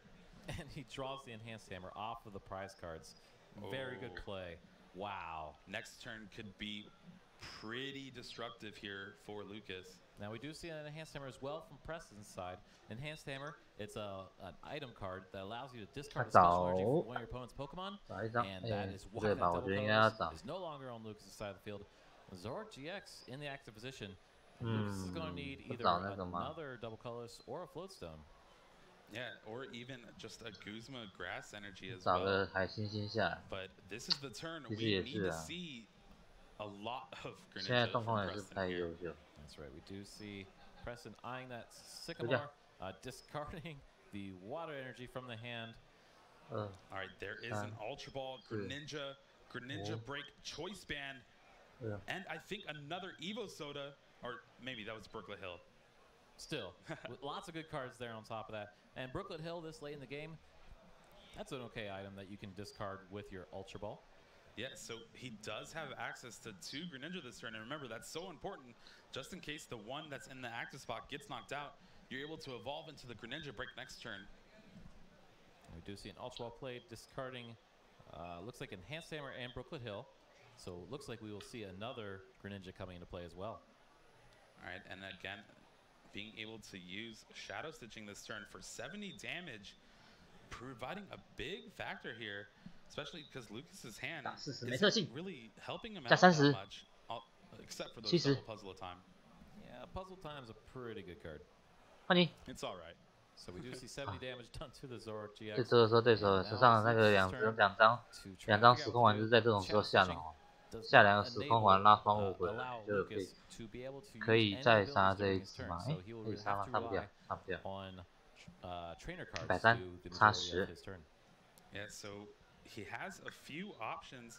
所以他应该是使用找双五古芝麻，然后杀对手的那边那抓小只的手，那个小只的青蛙吧，我觉得，或者是抓上面那一只光头蛙。对，可以打这一只。Without being able to draw back into those being able to evolve right away, 下来杀这一 suddenly 只。 getting rid of all of those stage 1 Pokemon will leave a situation where if he is able to knock out 2 Greninjas, Preston will have an uphill battle trying to get back into this game and evolve more Pokemon. Yeah, but here looking 首先先净化前面那一 Preston's 只好了。 hand, it is insane. There's a Greninja Break, a basic Water Energy, and a 射一次。 Professor Sycamore. And we saw him promote the Greninja without the Choice Band Splash Energy because the best choice of action is Greninja Break, Giant Water Shuriken, something, and then retreat to the Greninja I'm going to attack with. Hopefully I'll draw another Greninja Break and a Water Energy and really just get the most utility out of my cards. That's right. Plus, this also saves your Greninja Break. You can bring it back to the bench. So that way, if you do get the active knocked out, you still have access to that powerful Giant Water Shuriken ability on Greninja Break. It looks like he will be using Brooklet Hill, checking to see what his resources are left here. And of course, looking like a fail of the search, he could get the Tapu Fini GX, but really, you already have 1 GX in play. You don't want more liability. That's right. Tapu Fini GX has a really powerful GX attack. However, not really in this board position. You really want to wait for that clutch situation that you have a big powered-up attacker staring you in the face. So this is an interesting choice. He does have 2 Frogadier in the discard, along with 2 Froakie in play. So shuffling those back means if he's able to draw into him, he'll be able to get it in here with an Evo Soda. 他进化 But 这只 he also 花 is 头啊， really gonna run low on these basic water energies. Remember, with these decks playing Starmie now, they kind of cut down. These decks used to play like 9, 10 basic water, but now opting for that 4 splash energy and only 6 basic water, it kind of really does limit your giant water going on later in the game. That's right. Relying instead for splash energies to have that consistent turnaround with those Greninjas, and hoping that you can use that powerful ability from that Starmie to get back those basic energies. But in both of these games, Preston has not had the luxury of that ability. Yeah, just another shadow stitching here from Preston. And now Lucas really needs to get something going. I'm not sure if his hand has the capability to do it. He's been kind of lacking on draw supporters. Yeah, went ahead and played the Ultra Ball. Had 2 cards that weren't really going to do anything at this point in the game. Counter Catcher, really great when you're behind on prizes, but I think Lucas is hoping not to be behind in prizes for the rest of the game. And then Choice Band obviously does additional damage to a Pokemon EX or GX Pokemon. Tapu Lele would be the only target for that right now. And really, Lucas wants to take out the threats on the field, which are the Greninjas. All right, but we do see the enhanced hammer that Lucas got from the prizes a couple turns ago. And then an Acerola picking up that Zoroark, healing off that 140 damage. And now a fresh Zoroark GX and able to do Riotous Beating for 120, just short of knocking out that Greninja. Yeah, unfortunately, really would have loved to take the knockout that turn, having just removed the splash energy so that way all the Pokemon go to the discard pile. But that was not what happened, so instead, still putting a respectable amount of damage on the board for a future knockout. Yeah, and you see Preston using that Brooklet Hill again. Again, just checking his deck for the resources that he might need. And it might depend on, well, I could play the Cynthia or the Sycamore this turn. And it looks like he saw something there. He's like, okay, I need to keep these. But, 2 water energy. Did he get another Greninja break? I did not see one in the hand. So unless he had an Eva Soda to get one, doesn't look like that's the case, but we do see a couple basic water energies, so we will see a giant water shuriken this turn, and then probably, well, either Shadow Stitching or Moonlight Slash.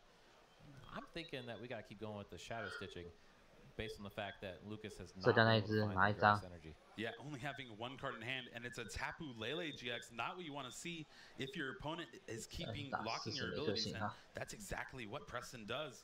Preston did use the giant water shuriken to knock out that benched Zorua. And then we see Lucas using Guzma. Yeah, so he drew Guzma for the turn. It will be able to bring up that Greninja with 120 damage on it. And he will get a knockout this turn thanks to that free retreat from Tapu Koko. Lucas using the Brooklet Hill just to double check the deck, make sure, are any of these cards prized that I really need? Let me just check real quick because I want to make sure it's there. Let's give this deck a nice good shuffle too because I'm been having bad luck. Yeah, exactly. You've been drawing not what you need from the top cards of the deck. It could be kind of a superstitious thing where it's like, okay, well if I shuffle then maybe it'll be better. Again, the decks are completely randomized, so that all is superstition. All right, bringing up the Greninja break after the Greninja was just knocked out by Lucas's Zoroark GX. Yeah, Lucas going down to 3 prizes now. And you might think that he's in a commanding lead, but looking at the board state, Preston's looking pretty nice here.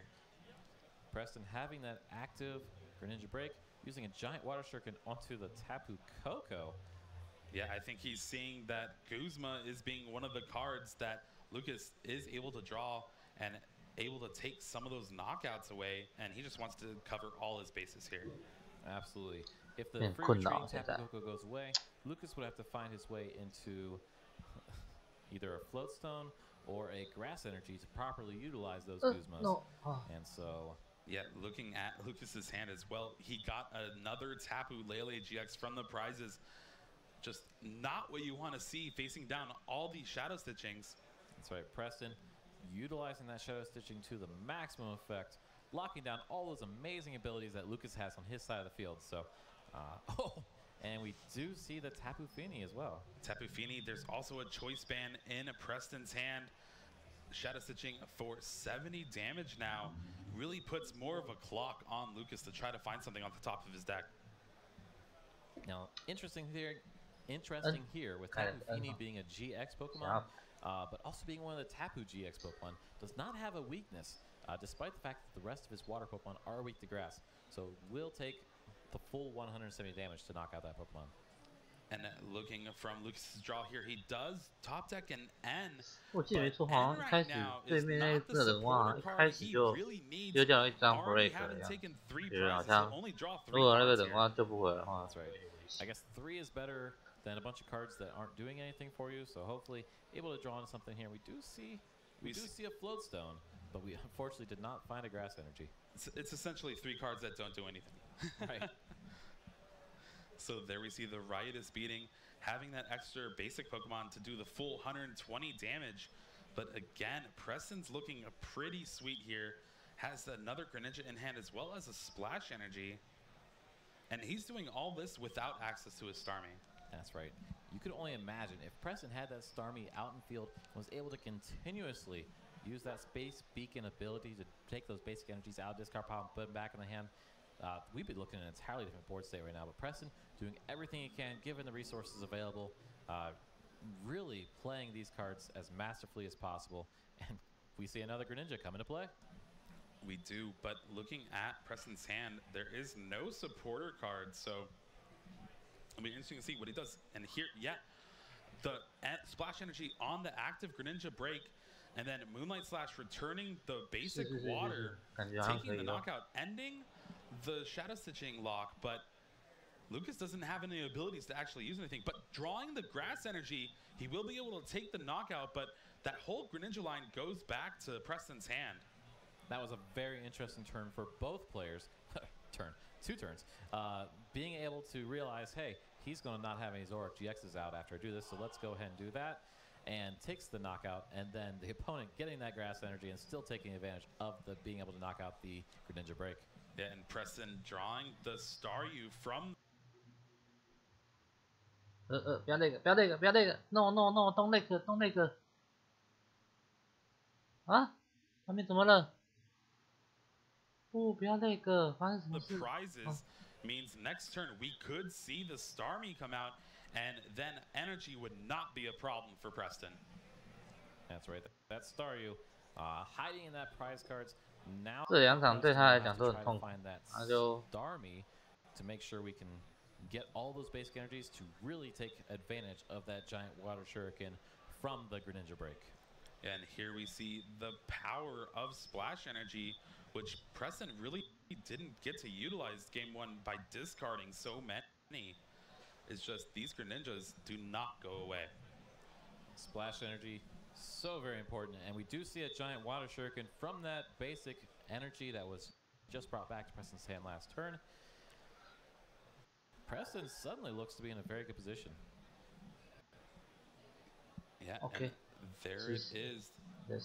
The giant water. Oh, double colorless from Lucas here. He will be able to take another knockout.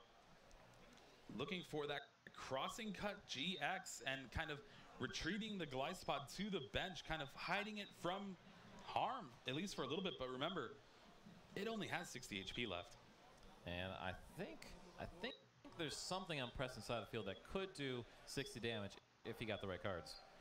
All right, there is exactly what you were just saying. Greninja break with a giant water shuriken ability. Now all he needs to do is find that Starmie, and he'll be able to get as 2 basic water from his discard to his hand by discarding a card. That's right. Preston suddenly down to 3 prize cards remaining.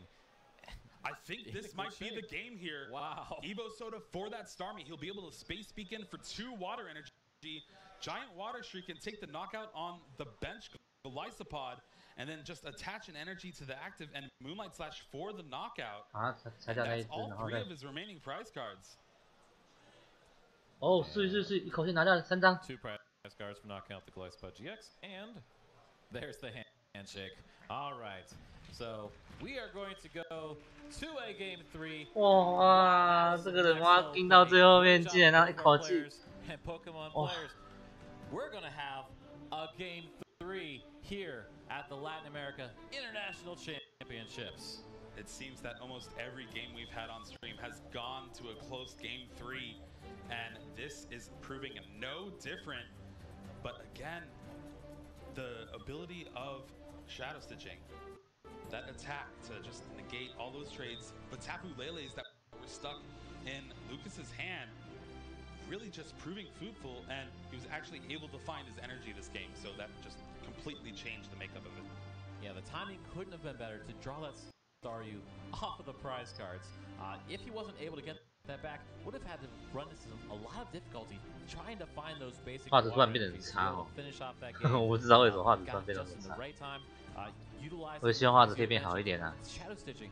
So 有的时候 very good, 哦， especially 就是 against 最讨厌 Zero Twitch 这一件事， Really, 他那个 he was able to use those abilities all game. 就是我就是希望他能够稳定在比赛。啊，如果你像这样子，我把品质停在这里，它就会 lag。 Okay with the Glyce Spot GX, but only after you have that basic 我只能调 grasp. 自动。 Hope in this game, obviously, Lucas wants to draw into those grass energies sooner, and let's see if Preston will have a prize Staryu or Starmie this time. Yeah, 你看又画质就掉了。 2 for 2 so far. We do see a basic Pokemon from both players. Our prize cards. Double colorless in the prize cards. Nothing really too important though. Remember, those grass energies are the ones that he really needs. Starmie and a Super Rod as well. Oh, this is flashbacks of first game here. And not just that, having 2 ends in the prize card in a matchup where you generally are behind early on in the game and have to try to find your way back in, being able to utilize ending your opponent down to a small hand and then locking them with shadow stitching does cause difficulties here. Yeah, and Lucas starts double wimp. Right, Bridget, right off the bat, able to draw those extra basic bench Pokemon and put them onto the bench. Lucas really having a great turn so far. Be interesting to see what else is in his hand if he's able to get that energy attachment and any float stones down this turn. And there's the Tapu Koko as well. That free retreat really working out game 2 and trying to help him stay ahead. Eventually it didn't really matter, but it's really just a great thing to have on your bench. That promo Tapu Koko, as soon as it came out, having that free retreat, such a great just facet to the card. 这个串流的速度已经不安定到这种程度了，我真的不知道怎么办。等一下可能真的要关台，因为时间也很晚了，可能大概只能看完这个 senior。 Using its wimp out ability, being able to retreat for if it's your first turn, and that's essentially it. Usually has 3 retreat costs. 检查一下他的牌组。 We do see a Staryu in the active position. You see that Tapu Lele GX coming into play and using that Wonder Tag ability. 突然慢动作，突然的慢动作，我觉得我不太需要啊。 Pokemon on Preston's side of the field. Normally this deck tries to get away with outplaying those onto the bench. Yeah, unfortunately he started last game with it, but it didn't really matter. He was able to get set up completely. And here this Tapu Lele is kind of looking for, there's only 3 options. Cynthia and Sycamore. Right. He already had the N in hand, but he definitely opts for the Cynthia here. But one thing that's going to be missing right now, there is no Froakie on his side of the field. He will definitely need to draw one or a Brooklet Hill off these 6 cards. Now the deck does have plenty of ways to find those between the Brooklet Hill, finding them as well, and then using Ultra Ball. However, Brooklet Hill has to be the ideal option right here because you want to have that consistent being able to get out water Pokemon every turn. Looking the 6 cards, there's no Froakie in the 6 cards. Evo Soda, Frogadier, and then a few supporters. This is not looking good. So Preston retreating with that free retreat on the Staryu, bringing up that Tapu Lele GX, figuring this could take a couple hits at the very least, and attaching an energy to be able to retreat. I'm liking Lucas's thinking here. Choice band on the Tapu Koko, meaning if he gets a double colorless, Flying Flip could deal 50 to the active Tapu Lele and 20 to the bench Staryu. And one thing you have to remember, the Staryu with free retreat that everyone plays, well, it only has 40 HP. That's right, with only 40 hit points, that Tapu Goko, 2 flying flips will knock that out, and with the choice band attached to the active, 那个画面那个真的没办法。 in the active position, could be up to 100 damage very early in the game. And here's the Cynthia definitely looking to draw ways to get Zora 直接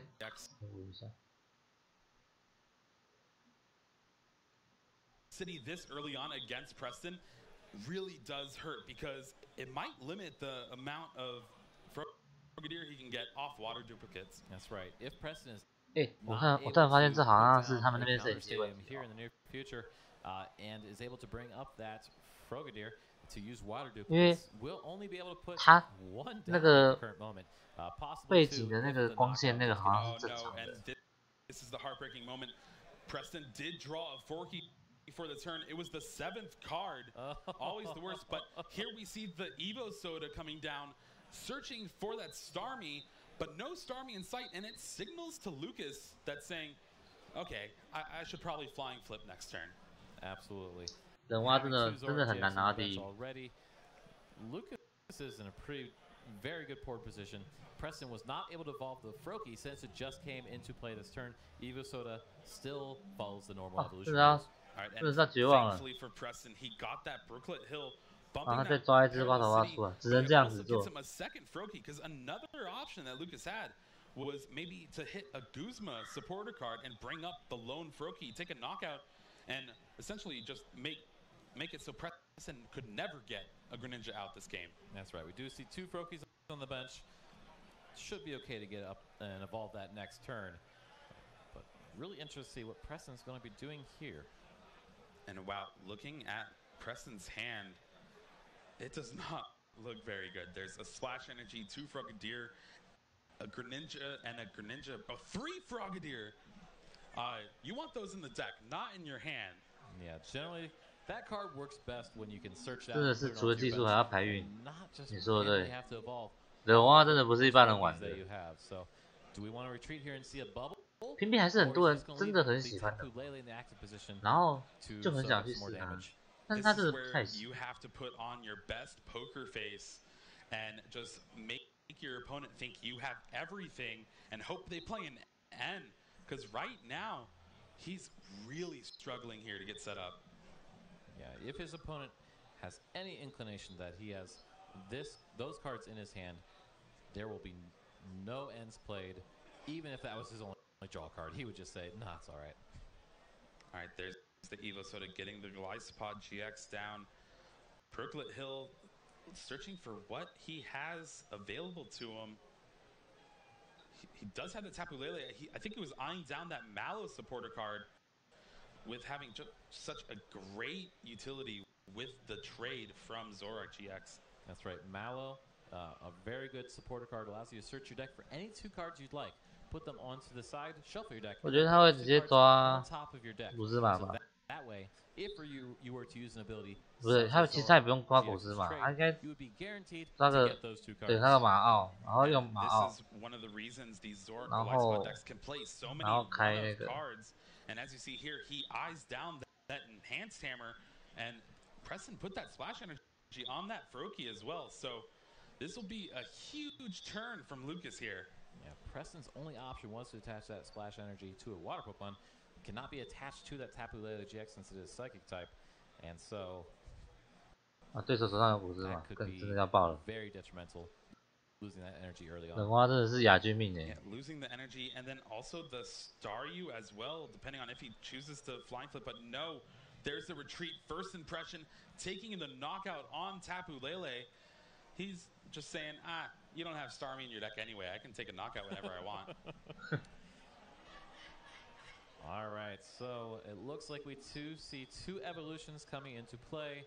Bringing up that free retreating Staryu. One of the great things about that Staryu is it has no retreat cost, so it gives you a second to really think through your turn before you do anything. Yeah, and then he just passed. Yeah, well, water duplicates is not the attack you want to do, especially when you just have 1 Frogadier in the deck. And there's the enhanced hammer. Guzma bringing up a Frogadier, free retreat. First impression to take another prize here. Lucas down to 3 prizes, and that's 3 prizes away from being Latin American International Champion in the senior division here in 2018. That's right. Preston trying to do everything he can to bring it back in. Attaches a basic water energy onto that bench Frogadier, and then playing Professor Sycamore, discard what was left in his hand to draw 7 brand new cards. And Greninja doing what Greninja does. He draws another Frogadier off this Sycamore, but he does get that Greninja onto the bench. He might be able to start working a little bit, but Lucas is in a commanding board position right now. Yeah, you have to think, even if Preston's able to keep going, it's really got to work hard to try to get back in this game. Having so many things on Preston's side of the field. 大概就是这样子啊。只是冷蛙的状况又不太一样。他前期真的很需要演，你知道吗？就是我们在聊天的时候都会说，这冷蛙演的怎么样？大概演到3张左右。干对手这张爆了，碾压哎。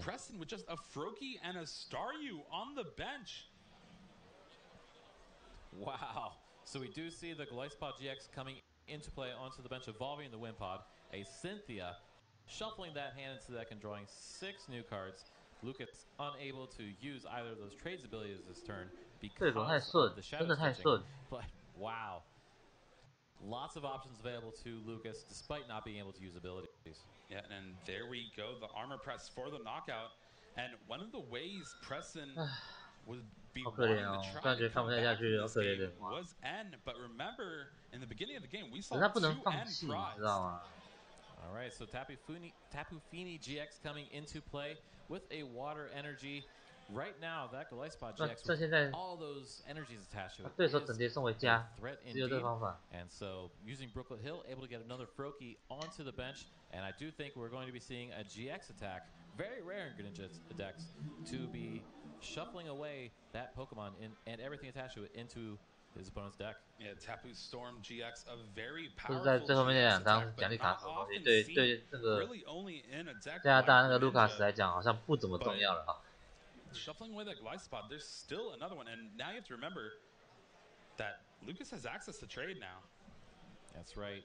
Opting, not able to have a Greninja in play, he had to find some other way to do something with this turn, and did manage to get rid of that threat on the board. However, with that being said, a Zoroark player loves being able to use trade, loves being able to get back into the cards you need, and could draw back into everything with that Glyspod GX. And there's the Wonder Tag, searching for that Acerola card that he can't actually play right now, but it could be a good utility if damage comes to that Tapu Koko.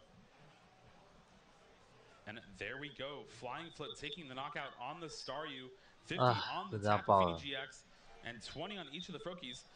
Lucas is now 1 prize card away from becoming champion. That's right. Preston down 6-1, does not have any Greninjas in play. Really looking to be in a tough situation here. And I do think we are about to see a All right, the good old bubble to deck my opponent out plan. Let's see the flip. This decides it. Heads.后面开始麻痹耶！ I do see the Guzma in his hand, so it is all for naught. Lucas Zing wins the senior division here at the 2018 Latin American International Championships, and Canada is having a great showing. That's right, Canada winning both the juniors and now the seniors, and wow, what a set of plays those were by our winner there, because wow, you know, able to get out everything you need for that matchup. The opponent definitely playing a very respectable, given the difficulties with the matchup, but at the same time, bring it to game 3. But in the end, Lucas is our senior division international champion, utilizing everything he needs. Great job, Lucas. Yeah, don't worry, guys. Zoroark GX is still good. It's still just as good as you think it is. Buzzwole is not the only dominant card in this format. Correct. Despite how many people have played Buzzwole and Lycanroc this weekend, Lucas Zing showing us just how powerful Zoroark GX combined with that Glyspod GX is, along with all the utility cards you can play, such as Enhanced Hammer and Tapu Koko. Yeah, and I think the thing to take away from that match is the prize cards that Preston had to deal with. And usually it's the Frogadiers and the prizes that is kind of just, oh no. But having that Star Me line just in the prizes every single game. And then Super Odd, of course. And then, of course, the heartbreaking Sycamore Game 1 discarding 2 Splash Energy and 2 Water Energy. It really 就是最后一场那个，如果说是势均力敌，然后被反杀的话，那我觉得还行。可是这个是。 You need to be very careful that you don't dump those resources too early. Sometimes when you don't have a chance to search through your deck, you don't realize you can't get those cards back later. You just got to do everything you can to try to get set up and try to get yourself in the game. And he did game 2, despite the fact that Starmu's prize was able to eventually evolve it and use that Space Beacon ability to win that game. But game 3, that Staryu was just an easy prize for the opponent using a flying flip. Yeah, definitely. And we saw game 2, he actually put on a clinic. It did what Greninja does, and just a bunch of Shadow Stitching paired with Giant Water Shurikens, and just to control your opponent's board state. But unfortunately, even drawing the 3 Frogadier off that Cynthia, no, that was just heartbreaking. But congratulations to Preston. Second is nothing to laugh at here at the Latin America International Championships, but Lucas Zing, winner here today, Zorak Lysopod. Wow. Yeah, and you have to think that Lucas and Benny are probably going to be going home to some very proud Canadians later on. They're going to be enjoying some of that delicious poutine as champions. I was just about to say that. Some celebration poutine. I think you could put that inside a trophy and just eat it that way. Well, not these trophies, but... Oh, that was terrible. Unless you eat it, then it's delicious. All right, so with that being said, Lucas, our champion, did such an amazing job. He's got to be feeling really good right about now. Do you think both players, though? Do you think both players are going to be? We're going to see them in Nashville. Oh, 100%. These players really just are the top of the top here, and we saw their accomplishments. They're not going anywhere. We're going to see them at the top tables of every event they play in, and that's just fun to watch. These are the future Master Division players, so if they're this good now, just think. Yeah, definitely. I mean, the Masters Division is so large, and it's not just because of people that are older. It's because they have grown up with the game. We have had so many previous champions that have done well and had success in both the Junior Division and the Senior Division. Continue to play the game and then work their way into the Masters Division, where they continue to still do very, very well. We've had plenty of previous national world champions from the Junior and Senior Division come back in the Masters and still achieve amazing results on the large stages. All right, well, it looks like Lucas is ready to talk to us about his glorious win here this weekend. Take it away. Thank you both. I am here with our Senior Division International Champion, Lucas. Congratulations. How did it feel to make it a 1-2 clean sweep for Canada in both the Junior and Senior Divisions? It feels great. Not many Canadians go to these internationals, and it's great when one of them wins. Yeah, I bet. So going into it as well, you said at the beginning that you and Preston sort of were tested before together. You're both friends. So when you're in such a high stakes match like this against someone you know, does that make it more or less nerve-wracking for you? I mean, it feels more nerve-wracking because I know him personally, and I know his skill level is really good.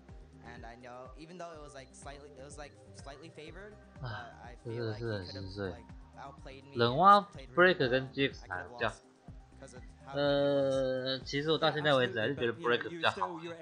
GX 虽然说那一费可以是一费吧，记得没有错是一费嘛，然后可以直接飞回去哦，整叠飞回去，但是它代表它重复进化。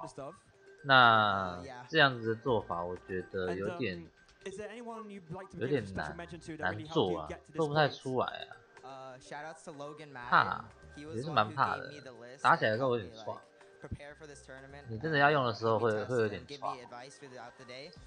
哦，不是是一费1水25，整叠回去打110，然后射对面30，中间那只也能射，所以是20加，而且它一定要从高进化，那会变得比之前还要更龟毛，那个实在是有一点难度。No, that's unfortunate, but I'm sure we have plenty of stuff to celebrate when you. 所以我觉得冷光 GX 虽然变得血多一点，可是实际上它没有变得比。那我倒是觉得可以做的做法是舍弃，只是目前的想法，我想一想，目前我想法反而是冷蛙 break 放冷蛙 break 的组合放一样放，然后。GX 可能放个1张或2张吧，可是我觉得这样子的话，可能又有点太改，那个中间又有一些问题在，我觉得，要么就直接走冷蛙 GX， 要么就冷蛙 break， 但是我觉得 break 肯定是比较强，但前期好真的，冷蛙 GX 跟耿鬼牌组差不多一样，不太一样。耿鬼虽然说要龟毛，也是要龟后面，但是它其实它贴2费或贴一个反击能量。就可以直接把对手一直摸掉了，而且那30，我说真的还蛮好加上去的。那个东西，因为那30还蛮好，真的蛮好加上去的。除非对手阿塞罗拉，不然真的或全不要，不然那个真的很容易做完，然后对手没发现，我就直接舔掉你了。真的，其实真的是这个样子。反杀的速度是快得多啦。真的是快得多，场地的话就一定要蛮靠场地，3分16，到底有没有办法在2点之前，2点半想睡觉，困哦。等一下打 master， 我可以把王子就可以把这个丢在这里，然后我就去睡觉吗？我就不要管了，好累。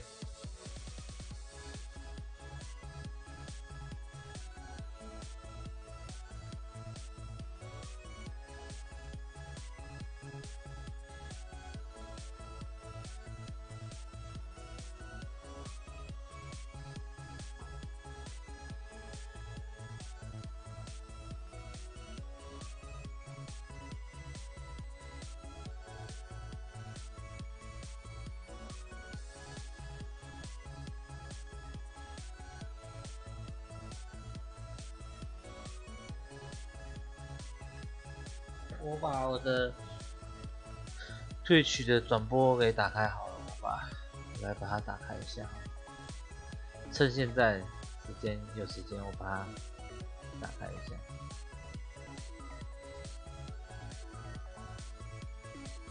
对，我这边是开了，好像还没开。好的 ，OK， more ECG。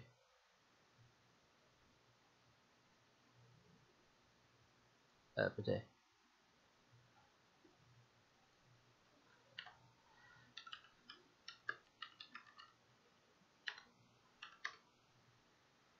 好，这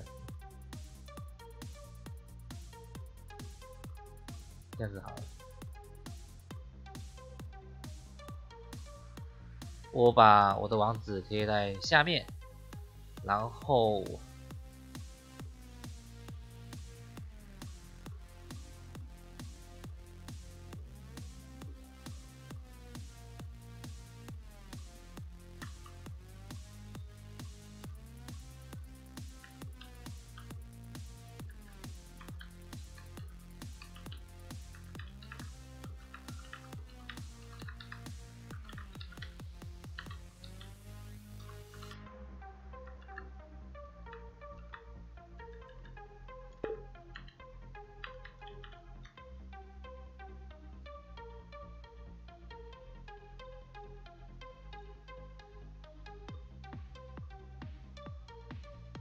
这样子，然后我把我的资讯主页放上去。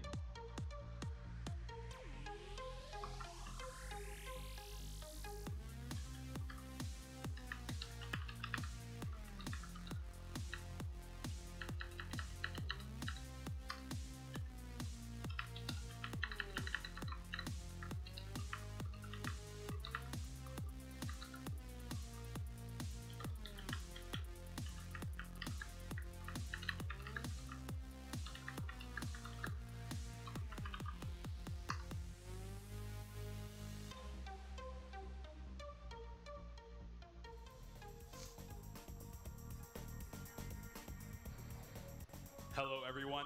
Welcome back. We have the moment you've all been waiting for. Masters Finals here at Sao Paulo, Brazil, the 2018 Latin America International Championships. My name's Jeremy Jallin. I'm here with Nick Pierce. Are you excited? I could not be more excited if I tried. Yeah, we have had such a grueling weekend of Pokemon action. We have crowned 3 video game champions. We have crowned 2 of the 3 TCG champions. And very soon, we're about to crown our last Masters TCG champion here. Indeed we are, and to help us decide and to to support amongst these 2 finalists, please get in touch with us on social media at all the usual channels, but especially on Twitter with the hashtag #PlayPokemon. Tell us who you want to win out of these 2 finalists here. Yeah, we all have our favorites. We have the local hometown hero in Diego Hachki, and then we have Azul Garcia Grigo, the player from US, where he's just been demolishing this season. Absolutely, both of these players obviously are battled through tooth and nail to make it through to this final, and you can see even here we have the top 8 bracket to show their journey through the single elimination rounds. See Diego taking down Pedro Torres, 2 extremely accomplished players from the US and Spain respectively. It's incredibly impressive just to beat those 2 players alone, and now he's up against Azul Garcia Griego, who is also one of America's top players. Yeah, coming into this finals as first seed as well, just always sticking to the top of the tournament. He has actually not lost a match here this weekend.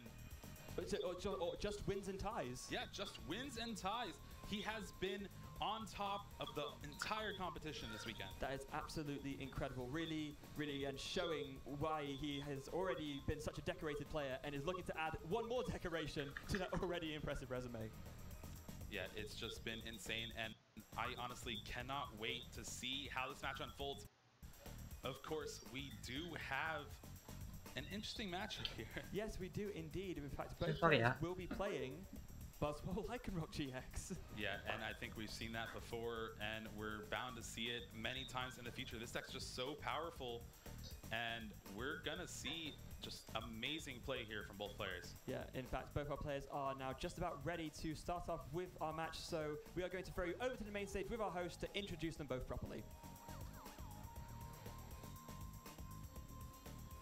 Senhoras e senhores, finalmente chegou a hora da nossa grande final de TCG, divisão Master do nosso Internacional de Pokémon da América Latina. Finally, ladies and gentlemen, our final game from the Masters Division in our 2018 International Pokémon Championship Latin America. De um lado, jogador condecoradíssimo, cheio de premiações, e do outro, a nossa aposta nacional. So, we'll have United States against Brazil here on our Masters Division on TCG. Então eu começo chamando por aqui o primeiro finalista, diretamente dos Estados Unidos. Our first contender, our first finalist from the Masters Division. Ladies and gents, give it up for Azul Garcia Griego.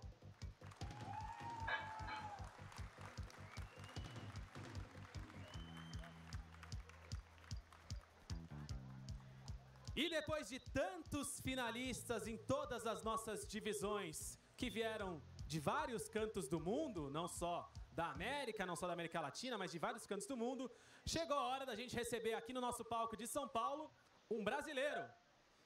So after receiving here players from all over the world, now it's time to bring to our arena, to our stage, a truly Brazilian, ladies and gents, Diego Hachki.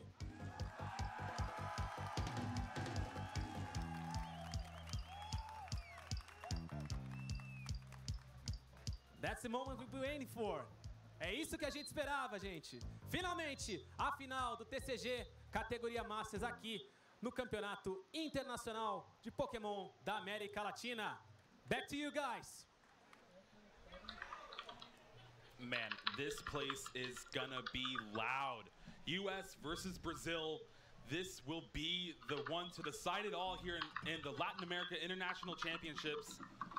Wow. I mean, you guys heard that cheer, right? Yeah. For the homegrown hero. Diego is going to have the full support of the crowd with him, and do you think that might almost add another level of difficulty for Azul, knowing that he's going to be so up against it with the home crowd cheering so hard for Diego? Yeah, that home field advantage will come up huge here, especially when the decks are so similar. Yeah, and I think, you know, after everything is said and done, Diego's got to be incredibly proud of how far he's come, and even if he does, you know, end up, you know, falling at last post, you know, it's not to, you know, anyone who is, you know, be ashamed of losing against. But can you imagine if Diego manages to, potentially as the underdog here, pull off the upset and beat Azul and be the homegrown international champion for Latin America? Yeah, Azul is one of those players in the Pokemon trading card game where anytime you are paired against them, you are in for a rough ride. Yeah, there's no questioning that at all, and I cannot wait to see how this match pans out. And I think maybe just to get a full idea of the full support behind both these players, we need to ask the question, of course. So, everyone in the audience, if you want Azul to win, make some noise! All right, that was a little weak, guys, but if you want Diego to win, make some noise! Well, I think I know what most of them want in this finals matchup. Yeah, I think it's very, very hard to argue against that. And I mean, oh, I really hope you guys can hear this. Look at that. This is great. This will be such an exciting finals here. And the USA fighting back with vigor. They are not going to take the city down at all. Wow. I have never seen a TCG crowd so pumped for a finals as we see right now. Yeah. Look at this. Usually you see this kind of excitement for the video game, but the trading card game here is on top. Dwee and Gabby, you guys need to step up your game. I know, right? I am loving this right now. This is one of the best sights I've ever seen in a crowd. Oh, the excitement level I'm having right now is through the roof. My heart's pumping, Jeffrey. Wow, okay. I don't think they're going to be quiet for almost any play that's going to happen today. No, and we're going to have to speak up, because if that crowd is able to go by, they're not going to be able to hear us. Yeah, exactly. And looks like players are now getting set up. Azul on the left, Diego on the right. And let's take a look. Azul's accomplishments, top 8 at the Oceania International Championships. And that's so recent, just the previous one. Yeah, so, and not only that, but look at his featured cards as well from Rockruff, Remoraid, and Mew. Yeah, well, when your opponent's playing the exact same deck, you have to stand out and show some cards that he probably won't show. Yeah, no, definitely. It's, I think he's just showing that, you know, these support Pokemon, they're important as well, given that, you know, they're the ones that will evolve up into the things that will be able to set him up for the course of the game, giving the smaller, cuter guys some love too. Yeah, and a fun note of point, Azul has won 4 regional championships, I believe, and he only mentions the one. Well, you know. There we go, Diego Hotchkiss, Buzzwole Lycanroc, and he also plays that Zygarde EX, so the one major difference in both of their lists, while Azul plays that Mew from Fates Collide, Diego plays that Zygarde EX that doesn't have that psychic weakness. Yeah, no, and that could come into play really nicely for him over the course of the weekend, although maybe not so much going to see use in this matchup specifically. Yeah, for sure. And really, this matchup's going to go by quick. Yeah. These are 2 very fast, aggressive decks, and it's really going to rely on how these draws are going to turn out. And if drawing is the main thing for this game, Diego's pretty good at drawing off the top. Yeah, and already a big win for Azul as he does win the coin flip, and I imagine given what happened in the juniors finals, we'll probably opt to go first here. For sure. Pokemon in at least the standard format, going first is almost always what you really want to do, but Buzzwole being a deck where if it goes second, it's fine. I can still take some quick knockouts. Yeah, definitely. Getting in that early jet punch can, you know, even if you are going second, can mean you're actually ahead in the damage range, which when it comes to a mirror match like this, can sometimes actually be, you know, the key to making yourself able to win. And it looks like players have their basic Pokemon. Now go to see what they have prized. And as we've seen over the course of the past few days, prizing can be a huge factor in what ends up deciding the winner or not. Let's see what Azul has for us. Looks like 1 Rockruff for Fighting Energy, 1 Remoraid, and a, okay, nothing too bad. No. It'll be fine. It's workable. And meanwhile, from Diego's side, it looks like a 1-1 Lycan Rock line, but again, nothing unworkable. So both players will have enough access to their decks to be able to not feel too compromised.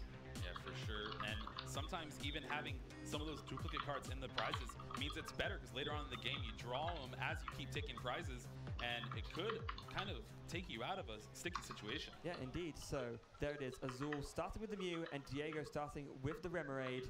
And indeed, Azul will be going first. Looks like he's got a Rockruff in his hand. Decided thinking maybe about benching it, but actually opted not to in the end.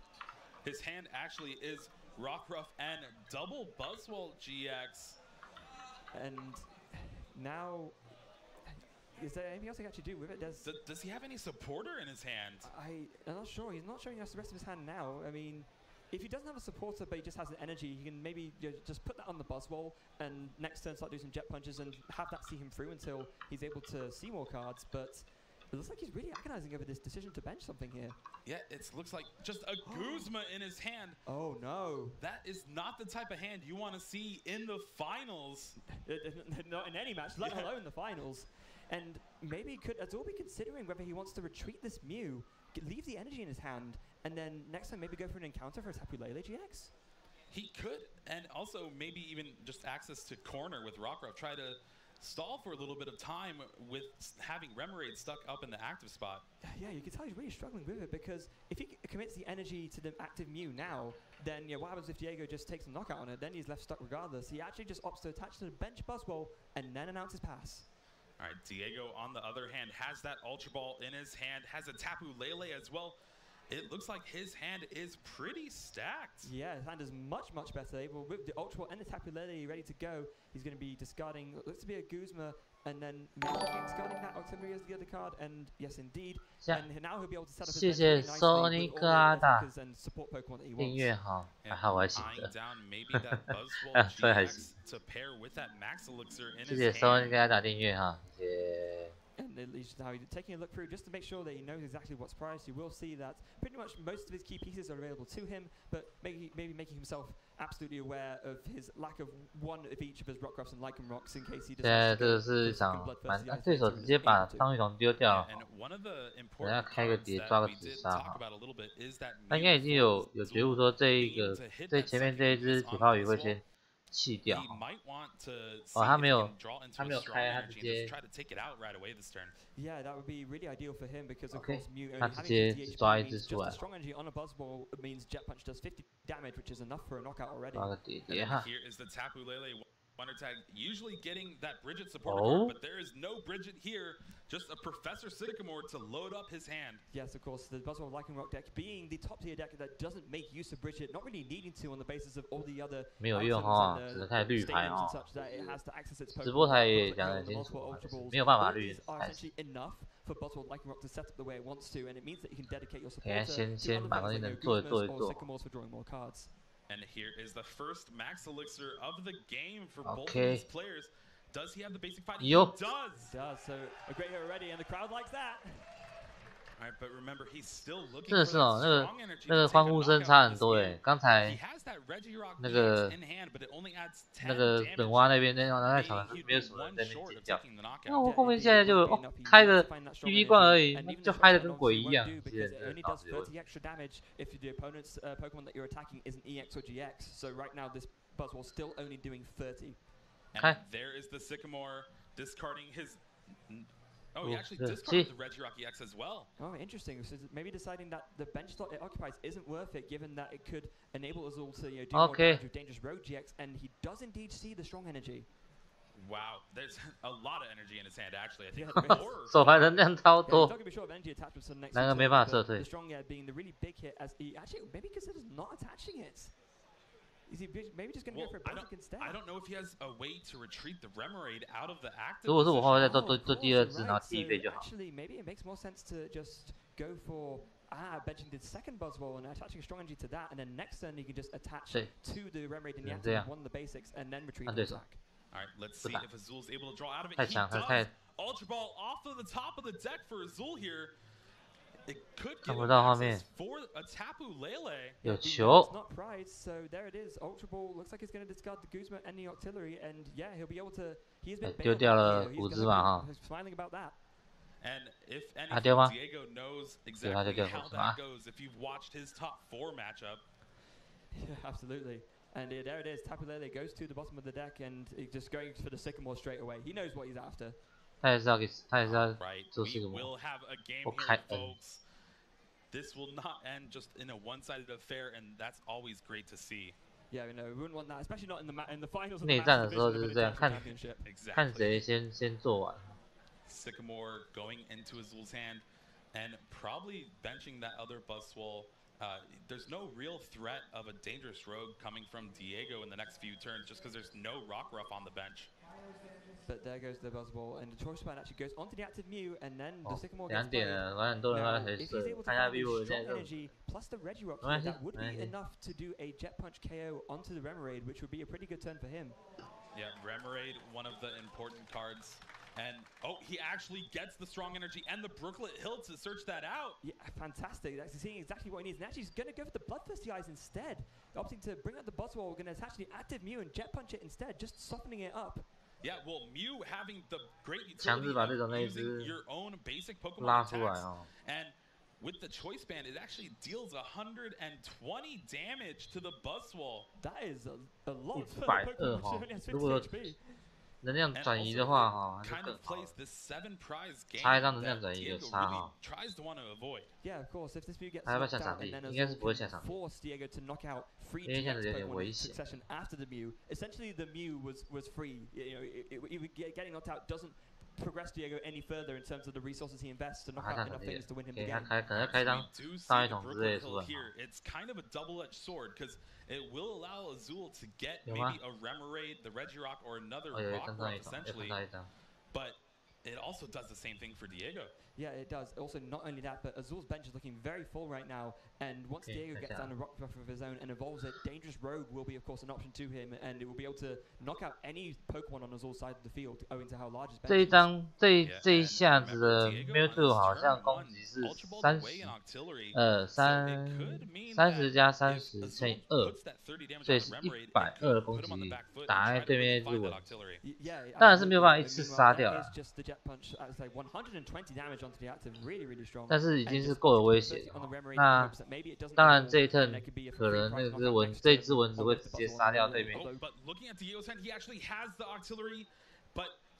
哦，不行，我觉得他不能插，他插的话，下一回合这一只蚊子一定会死，他会掉一颗特豆，那也是很危险的一件事。但是如果你插一颗特豆的话，你可以直接杀死那只那个梦幻。也就是说，现在的情况是你必须要在特豆杀梦幻来解决克服问题，跟要不要慢慢要不要牺牲打掉这一只？因为其实反正不管怎么样都得牺牲嘛。现在情况看起来应该是不管怎么样都得牺牲，但是做法上可能就要很差，就是稍微小心一点。蚊子应该还要再强一段时间，因为还有异兽环。Yes, of course, Dangerous Rogue, as we already mentioned before, doing 50 damage times the number of bench Pokemon your opponent has. So right now we'll be doing 250 damage minimum. And that's factoring in things like Strong Energy and Choice Band, but neither of those are necessary to KO anything in Azul's deck anyway. Yeah, and unfortunately he might have to commit another energy to this slowly weakened Buzzwole, and having that one on the bench that could do it for him, he's not actually able to retreat the active. No, he's not. 不行不行不行，他撤退， just gonna attach 撤退了。 to the active, and then he will retreat 然后用后面那一只哈， and just opt to attach 他决定撤退，用后面那一只来杀 as it has the strong energy on it, will be enough to knock out the Mew, and he opts to do the bench damage to the Remoraid as well. But again, I think Azul's probably fine with this. He got 2 energy off the board. Yeah, exactly. And so now in terms of tempo of energy attachments, Azul can now 推的话应该推没有能量的蚊子上 much 去， further behind. 然后用骨子马来抓后面那只杀。 It could be telling to if he has a Guzma or not. It 我 does 的话， not 如 look 果 like 手 it 上有 here. 骨子马的话， No, it doesn't. 但是没有， It's like you said, 没关系。 fine with this position. 因为狼已经下了。 Also discarded auxiliary in the early turns, and I think 好， from 现在 when 就 we 要 saw 看 his 谁 process, 先 he had one prize 谁 as 先 well. 做完哈， So 这 that 个是有 Remoraid 差 is just a free prize 危 there 险 on the bench. Yeah, it is indeed, and there goes the. Punch Could knock it out. Yeah, indeed, that would be another option open to him as well. And Azul, of course, is gonna make sure to consider all of those before deciding where would be the most optimal place to put that damage. He would have been doing that over the course of the past 3 days, otherwise he wouldn't be here in the finals. Yeah, and of course that end from Azul did shuffle away Diego's awkward hand of Energy and Sycamore. So now he'll. I think they kind of switched spots a little bit. Yeah, indeed. Now Azul's the one with a handful of energy, and we haven't quite got a good look at Diego's hand yet. But I'd imagine it's got to be better than that. Yeah, he does have that Max Elixir, but Max Elixir is not really that good when most of your basic energy are in your hand. No, that's the problem that several players ran into over the course of the past few days, where either due to energy being in hand or prized, those Max Elixirs were so much more likely to be whiffs, and every single Max Elixir that you miss is just another really wasted resource that's going to make you feel pretty sad. Yeah, of course, Azul playing 11 fighting energy, really just trying to mitigate that. And that's something that we have to really call out about Azul's list as well. I think all of the Buzzwell Viking Rock lists that we've seen this weekend, this is the one with the highest basic prize count. In Diego's list, in some we've actually seen 10, for example, both the juniors list had 10 in them. Azul has 11. Yeah, he really does not want to miss Max Elixir, but unfortunately, it looks like he's not even opting to play it here just because of those 3 fighting in his hand. Yeah, he's aware that playing it, statistically speaking, just doesn't make any sense given the energy count in his hand. And actually, like you said, Jeremy, it looks like his option that he went for in terms of the Jet Punch. Yeah, well, really just putting a lot of pressure on the 2 main attackers Diego has right now. 他现在两只 main tank 主要攻击对手上面都已经有能量，他下了一道捕捉术哦，等一下可能会把能量给他。I'm going to have you not have Octillery this game. Yeah, and this is actually doubly bad for Azul, because now Diego's inevitably going to use Jet Punch and knock out the Remoraid, and now Diego's going to be back on an even number of prizes, so he's managed to avoid that trap of 4. 现在文字上面我觉得不太行，因为这下回合都可能会死的。这有机会养在小狼狗的身上，跟那个捕捉术上面，我觉得稍微会比较稳定。Watch and learn such a useful attack, especially when your opponent's going to be using knuckle impacts. 因为还可以开狙场，进化的话，他有机会可以下回合可以开狙场，那还是有机会可以。 allow you Pseudo-Widow to copy exactly the attack that your opponent used last turn. So, you know, in the event of Azul using 现阶段感觉就是尽量把那个能利用的程度利用到最。 Let's see what Diego is deciding on playing. We do have the Guzma in his hand. He might be able to bring up someone and just kind of prevent Azul from attacking, really. Yeah, and it looks like there's this one card which he's put down. I'm not sure if that is... He has a Guzma in his hand. I'm not sure if this card he's holding on to is another Guzma, but it looks like he's really agonizing over whether to play it or not. And yet, indeed, it is a Guzma. He reveals it slowly but surely.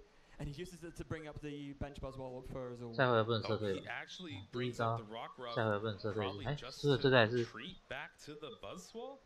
Potentially, yeah. I mean, there's nothing else on his side of the field that can actually retreat because nothing else has energy on. So, yeah, just gonna retreat the rock rub back into the Buzzwell and go for another Jet Punch, and that will indeed knock out the Remoraid and give Diego a 2-prize lead.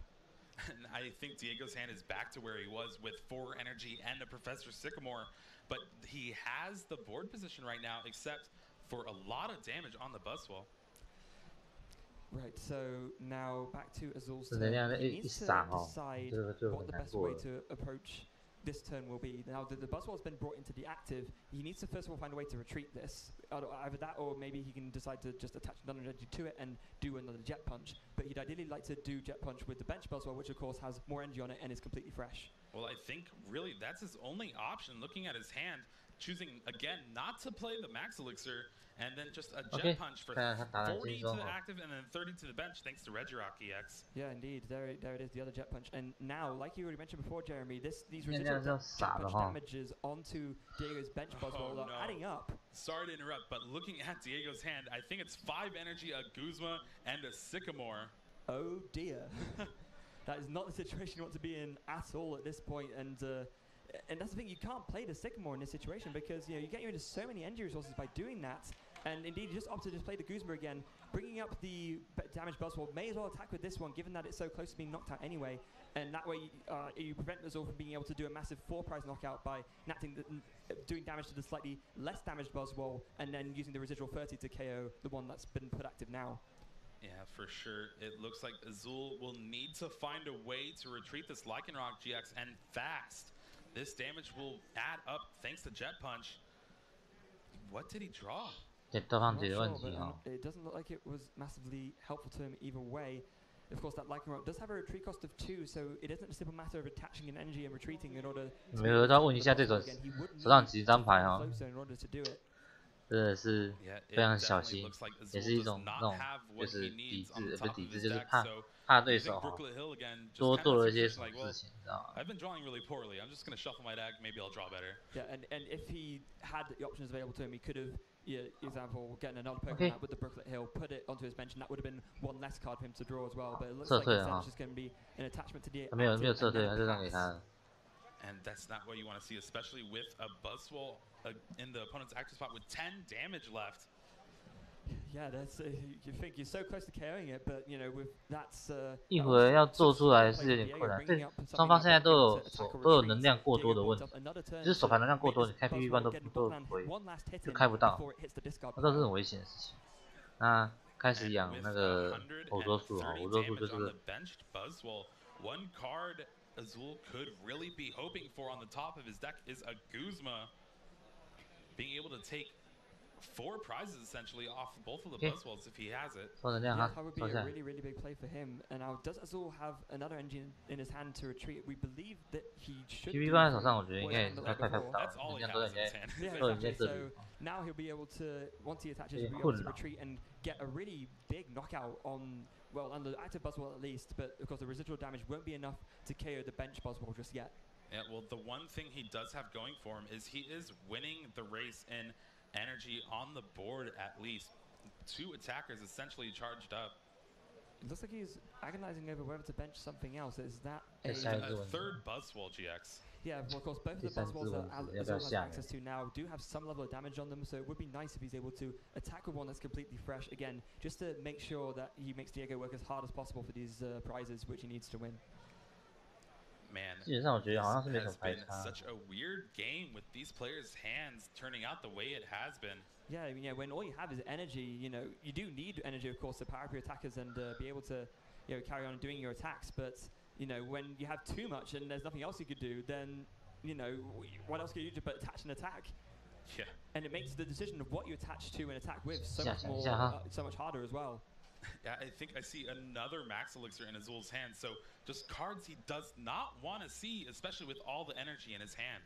Yeah, no, and it looks like, is there some kind of discussion going on? Both players have been sort of shuffling their hands for a while, but we haven't really seen any actions for a little bit, so... Yeah, it definitely looks like they are talking over something. Really, how does this game look so far? Who do you think's in position right now? So obviously Diego has the prize lead, which is good for him, and there are definitely knockouts which he could set up.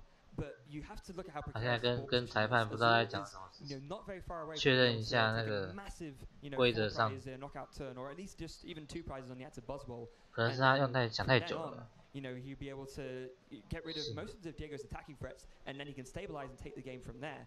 So I'd say perhaps obviously price advantage Diego, but board state advantage, I'd say you've got to give it to especially he is the one player that has a Buzzwole GX almost charged up for that knuckle impact. Such a powerful attack. Oh. And wow. 哇，里面只有 even though he had a ton of energy in his hand.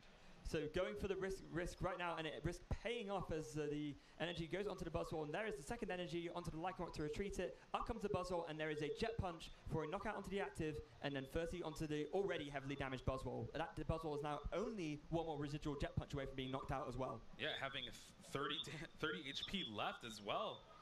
Wow. Okay, this is what we're gonna see. This back and forth. That's what these decks do when you have this mirror match.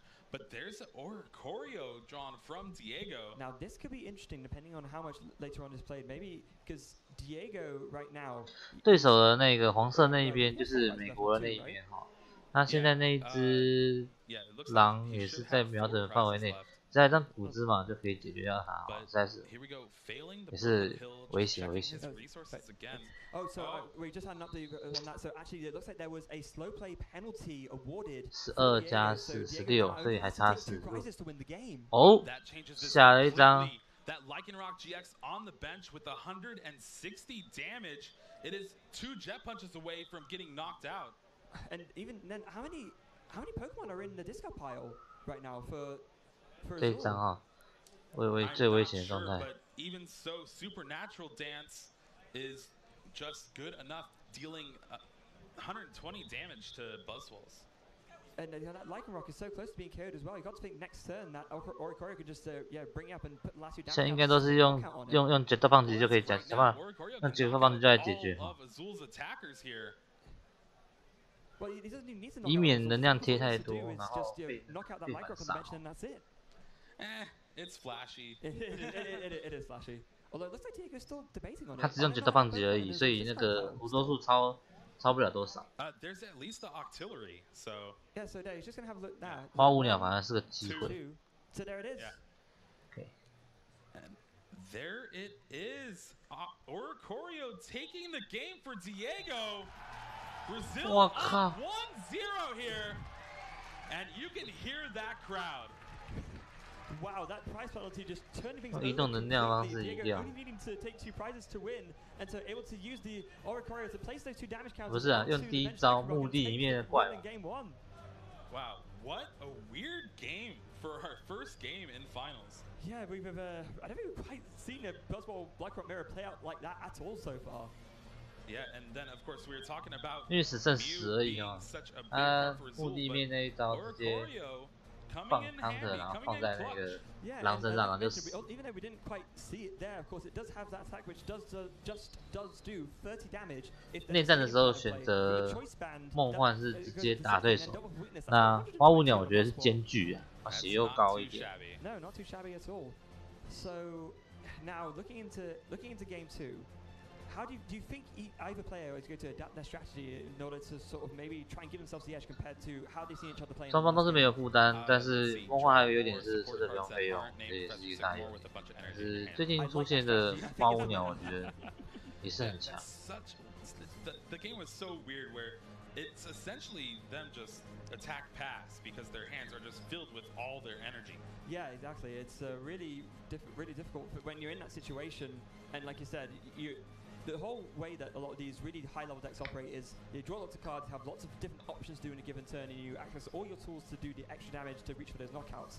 But if all you have is energy, all of a sudden you have a lot less decisions, and every single one you make is that much more crucial. Yeah, and unfortunately there it looks like Diego was able to capitalize and take the game 1 game away from being the 2nd ever Masters Division Latin America International Champion. And if that happens, I think the roof here might just leap off the building. Oh, I don't think that there's definitely going to be a lot of celebration tonight if that happens. Yeah, undoubtedly. So now it looks like both players are almost shuffled up and ready to go, and it looks like Azul does have his basic ready, but Diego is still looking at his opening hand. Looks like there's another discussion going on with the judges. So I know that's all been cleared up, so that's all good to go now. And Diego does have a basic as well. So now let's start to have a look at the prizes. From Azul's side, what does he have prized this time? Alright, a Buzzwole GX. The Regirock could be important here. Yeah, of course, he is only playing the 1. Sometimes it can be a very important math fixer rather. 2张图纸嘛。 Well for Diego, but he also has that energy switch item card, which we saw him use to great advantage. So there it is. We are off for game 2, and Azul. 摄影机我现在到这样整，我看头有点痛。Wow, that's not what you want to see when you just draw your hand. I can't play anything, and then I'll just play an ad. Yeah, it's but you know, if that's all it is, that's still you have to work with. But this is the thing, you see the crowd likes this. If Azul doesn't draw another basic here, Diego only needs to attach a stronger dude to win. So what does Azul see? Alright, is there a basic? I think I see a Brooklet Hill. Yes, there is a Brooklet Hill. Oh, the Brazilian crowd's disappointed about that. Trying to steal away just super quick. 踢到特斗就爆了，我跟你讲。 There is the Brooklet Hill, so Azul will be able to search the deck for a basic Pokemon, and we will have another full game for you guys right now. Yeah, and looking at his hand, it is kind of awkward, but it is still playable. There's 3 energy and an Ultra Ball, so he will be able to get Tapu Lele and stuff next turn if he chooses to. Indeed, he will, and maybe. Yes, it is. He actually just goes for it straight away, discarding 2 basic fighting energy, and maybe just, going preemptively for that Tapu Lele GX and using the Wonder Tag, maybe to bait out an end from Diego's side. Yeah, that could be good, but discarding 2 basic fighting is never what you want to see, especially this early. No, but actually, having said that, though, Azul's list is one that can get away with that slightly more, as we've given to, as we already said, his higher basic energy count. Oh, and this is smart. He actually retreats to the Tapu Lele with a Floatstone, kind of saving that Mew for later on in the game. Yeah, that's a really, really cool play from Azul, definitely making the most out of how his hand played out there now, knowing that the Tapu Lele is a much safer thing to promote. Now, Diego, for his part, starts straight off using that Brooklet Hill, which Azul put down, and it looks like he's actually opted to go for the Sudowoodo first. So Sudowoodo is a great card, especially later on in the game, just because that's when your opponent's going to absorb some GX. That's when they're going to Dangerous Rogue. That's where then they're going to Knuckle Impact. Yeah, and so, of course, if you're able to copy those on a one-prize attacker, that can work out a lot more nicely for you. We do see a Max Elixir now. 1, 2, 3, 4, 5, 6. Is this one going to be a hit? It is not. No. The first Max Elixir from Diego does not find a basic energy in the top 6. Yeah, and then the American crowd definitely happy about that one, as now Diego is actually going to has a second Max Elixir in his hand. Will this one be a hit as well? Is it going to be a hit? Let's see. Drum roll, please. There is an energy. All is for naught. He does at least hit 50% of his Max Elixir so far. So there we go. So one hit but one miss for Diego, as now he actually has a hard time deciding which way he's going to put it, but he does opt to go for the Rockruff. Yeah, so both Pokemon need a little bit of work from the opponent to actually deal a lot of damage. Sudowoodo having them do a big attack, while Lycanroc GX having them have a full bench. Yeah, indeed. I mean, there is a Rockruff, another one being benched from Diego's side. Interestingly enough, he opts to play, see the split there of the promo Rockruff and the one from Guardians Rising. Normally the promo Rockruff we see is, for attacking against those Hooper stall decks, because of course that Hooper is invulnerable to a Pokemon EX and GX, so having something that can actually be able to attack it can be pretty useful, which is why you tend to play a mix. I actually like the split a lot here, especially because Corner is such a versatile attack and can really just steal a game up from someone. Yeah, it's good. Corner is one of those attacks where it might win you 1 in 1,000 games, but in that 1 in 1,000 games, you have it and you have the option to do it and you don't have access to it, you're going to regret not playing it, so absolutely makes sense to play a split. All right, and then here we see the Jet Punch from Diego. 30 on the Tapu Lele, 30 on the Mew. Action now back to Azul. That hand of just a Professor Sycamore got end away, so we'll have to see what he has to work with here. I think the answer is not a whole lot, as he actually just plays an end straight away.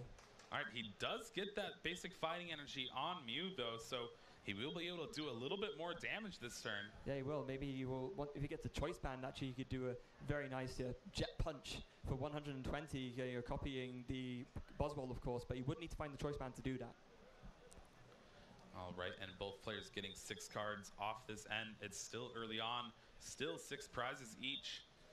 Now, what does Azul find off here? He does find another Brooklet Hill, a couple of energy, and a Remoraid. Remoraid is pretty good for him. That means he'll be able to put that down, and then he should be able to have access to artillery later, but I don't see a draw supporter for him, unfortunately. No draw supporter, no choice band from him either, so this turn will be a little anemic. Still doing 60-30 with Jet Punch from the Mew. Yeah, so not bad, but again, perhaps not the ideal that Azul would have wanted. And he actually just opted to get nothing off the Brooklet Hill, it looks like. All right, that's very interesting.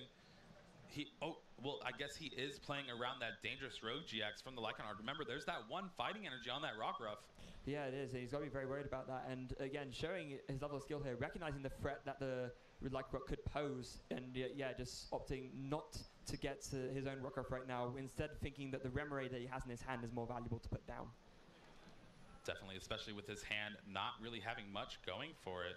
Meanwhile, from Diego's side, there is the use of the Brooklet Hill again. It would be interesting to see if he actually opts to take the same approach that Azul does and opts not to bench something off of this and is just using it to check his deck. But given that he's already benched for Pokemon, he might think that benching the 5th here doesn't really make too much of an impactful difference. And indeed, he has just gone ahead and put that Buzzwole on his bench for the 5th slot. Yeah, well, getting a second Buzzwole GX out is very important, just because even though it is weak to this opposing Mew, weak to the stuff he has. That's your main attacker in this deck. Yeah, and it's very important to have multiples of them. As we've seen a couple of times already, sometimes the Buzzwole like a mirror can be lost on the basis of not having backup attackers to follow up when your main one goes down. So very wise from Diego there to be able to get that Buzzwole out as quickly as possible. And equally, it looks like he finds himself the Lycanroc GX and actually goes for the Bloodthirsty Eyes, bringing up the Remoraid on Azul's bench. Yeah, that Ultra Ball having two good options for Diego there, either getting the Octillery or the Lycanroc, but Lycanroc making it so he can deal damage to the Remoraid and then just knock out the Mew on the bench since it already has that 30.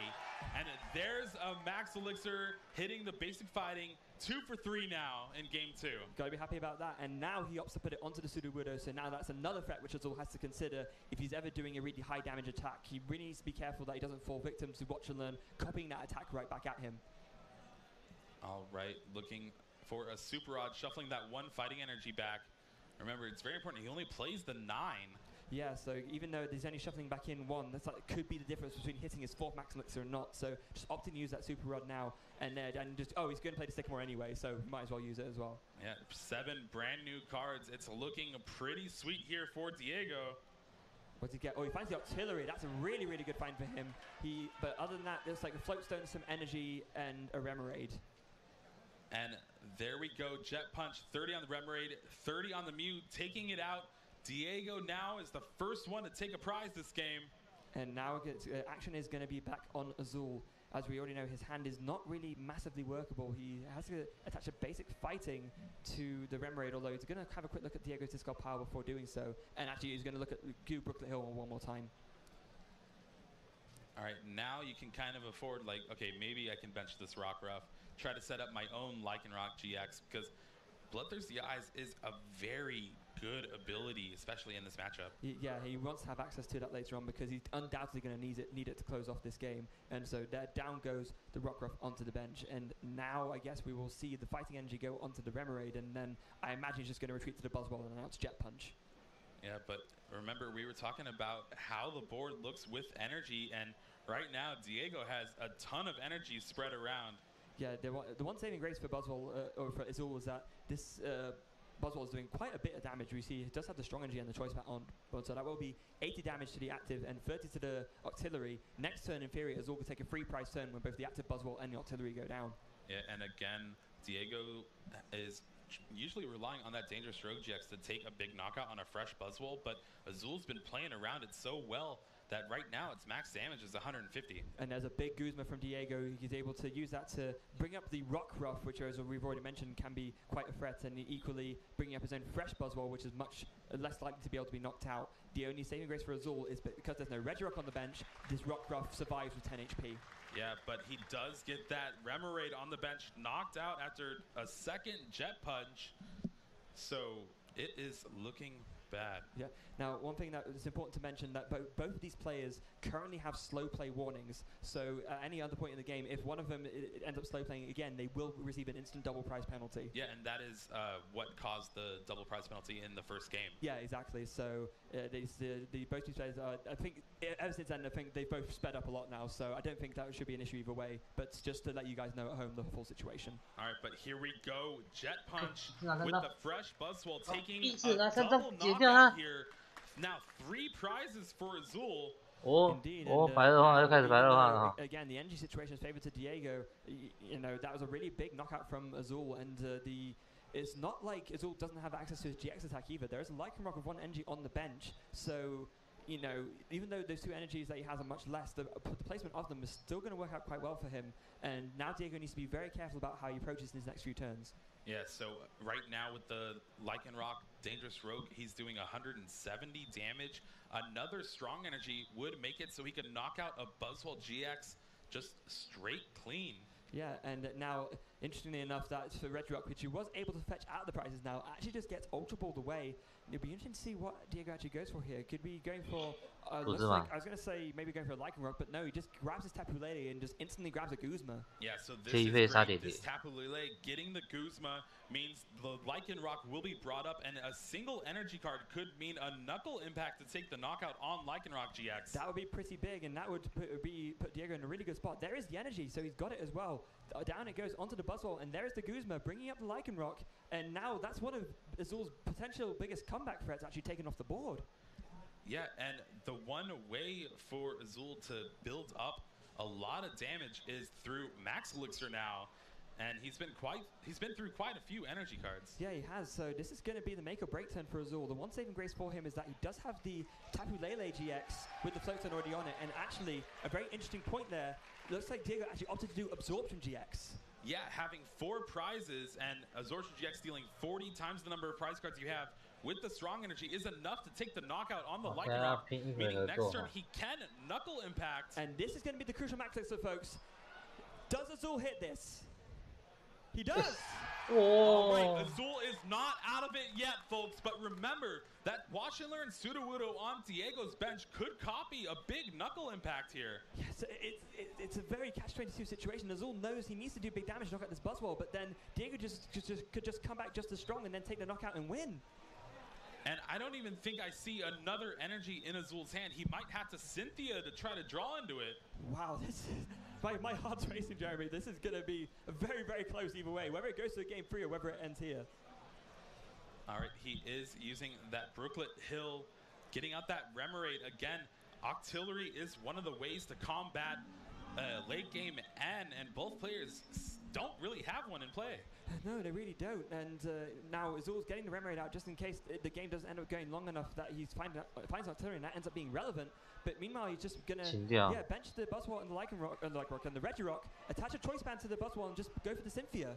Yeah, okay, 1 point to know. A strong energy here could mean a knockout with Absorption GX, and with Diego already using his GX attack, Watch and Learn would be a moot point here. So that is definitely going to be what Azul's going to go for. So does he hit it off this? This is going to be a crucial Cynthia, folks. 1, 2, 3, 4, 5, 6. Does he get it? Strong energy for Azul here. Yes! 我看神抽啊！我神抽一个超。他这样子的话，他就可以用 GX 攻击，纯粹用 GX 攻击就可以直接打掉对手。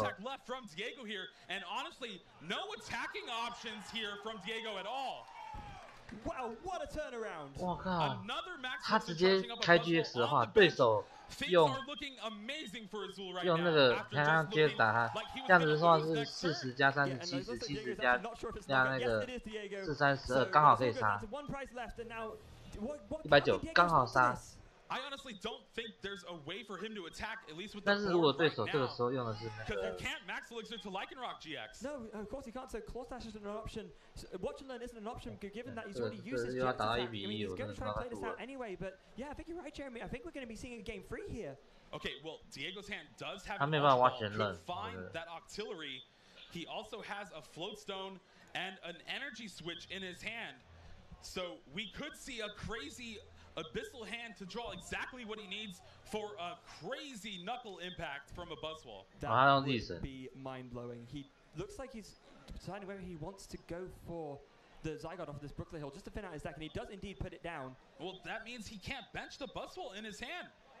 Oh, maybe he wants to attack with the Zygarde instead? I mean... Man, this game is crazy. What a Masters Finals here in Brazil. It could not have asked for a better one. There is the Ultra Ball, actually just discarding that Buzzwole, actually, and looks like he's also going to discard a Fighting Energy. All right, searching for that Octillery. Abyssal Hand, one of the cards he needs to try to win this game. 他只要有办法再冲2到3人，然后抓给。冲给那个 Z 神，用 Energy Switch 补充能量过去的话，他现在就可以打。Maybe I'm not sure, but even if it could, I mean, it only takes damage. There's access to Claw Slash from Lycanroc GX. Just one more energy, he does 110 damage. But that still won't be enough for a knockout, though. If he has the Choice Band and another Lycanroc GX, he could take the win on the Tapu Lele. He can as well. But he looks like it's a miss. Choice Band here, but there is no Lycanroc GX in sight. But he hasn't played a Sporty yet this turn, so he can go for the N and try and dig for it here. He's going to put the Float Stone onto the Zygarde and onto the Rockruff, and now he's... onto the Sudowoodo rather, and he's going to play the N. An N for 2. If Diego draws a Lycanroc GX, he will be able to take the game away from Azul, even after that amazing turn. 这一turn 会非常非常惊人。现在直播看说，他现在必须要有一张狼，有一张狼的话，就可以抓对手的点点出来。然后他现在的攻击，现在的狼人那个攻击110加30，140，刚好就可以杀对手的点点哦，应该是非常非常非常。哦，我靠！哇！哇！神兽啊！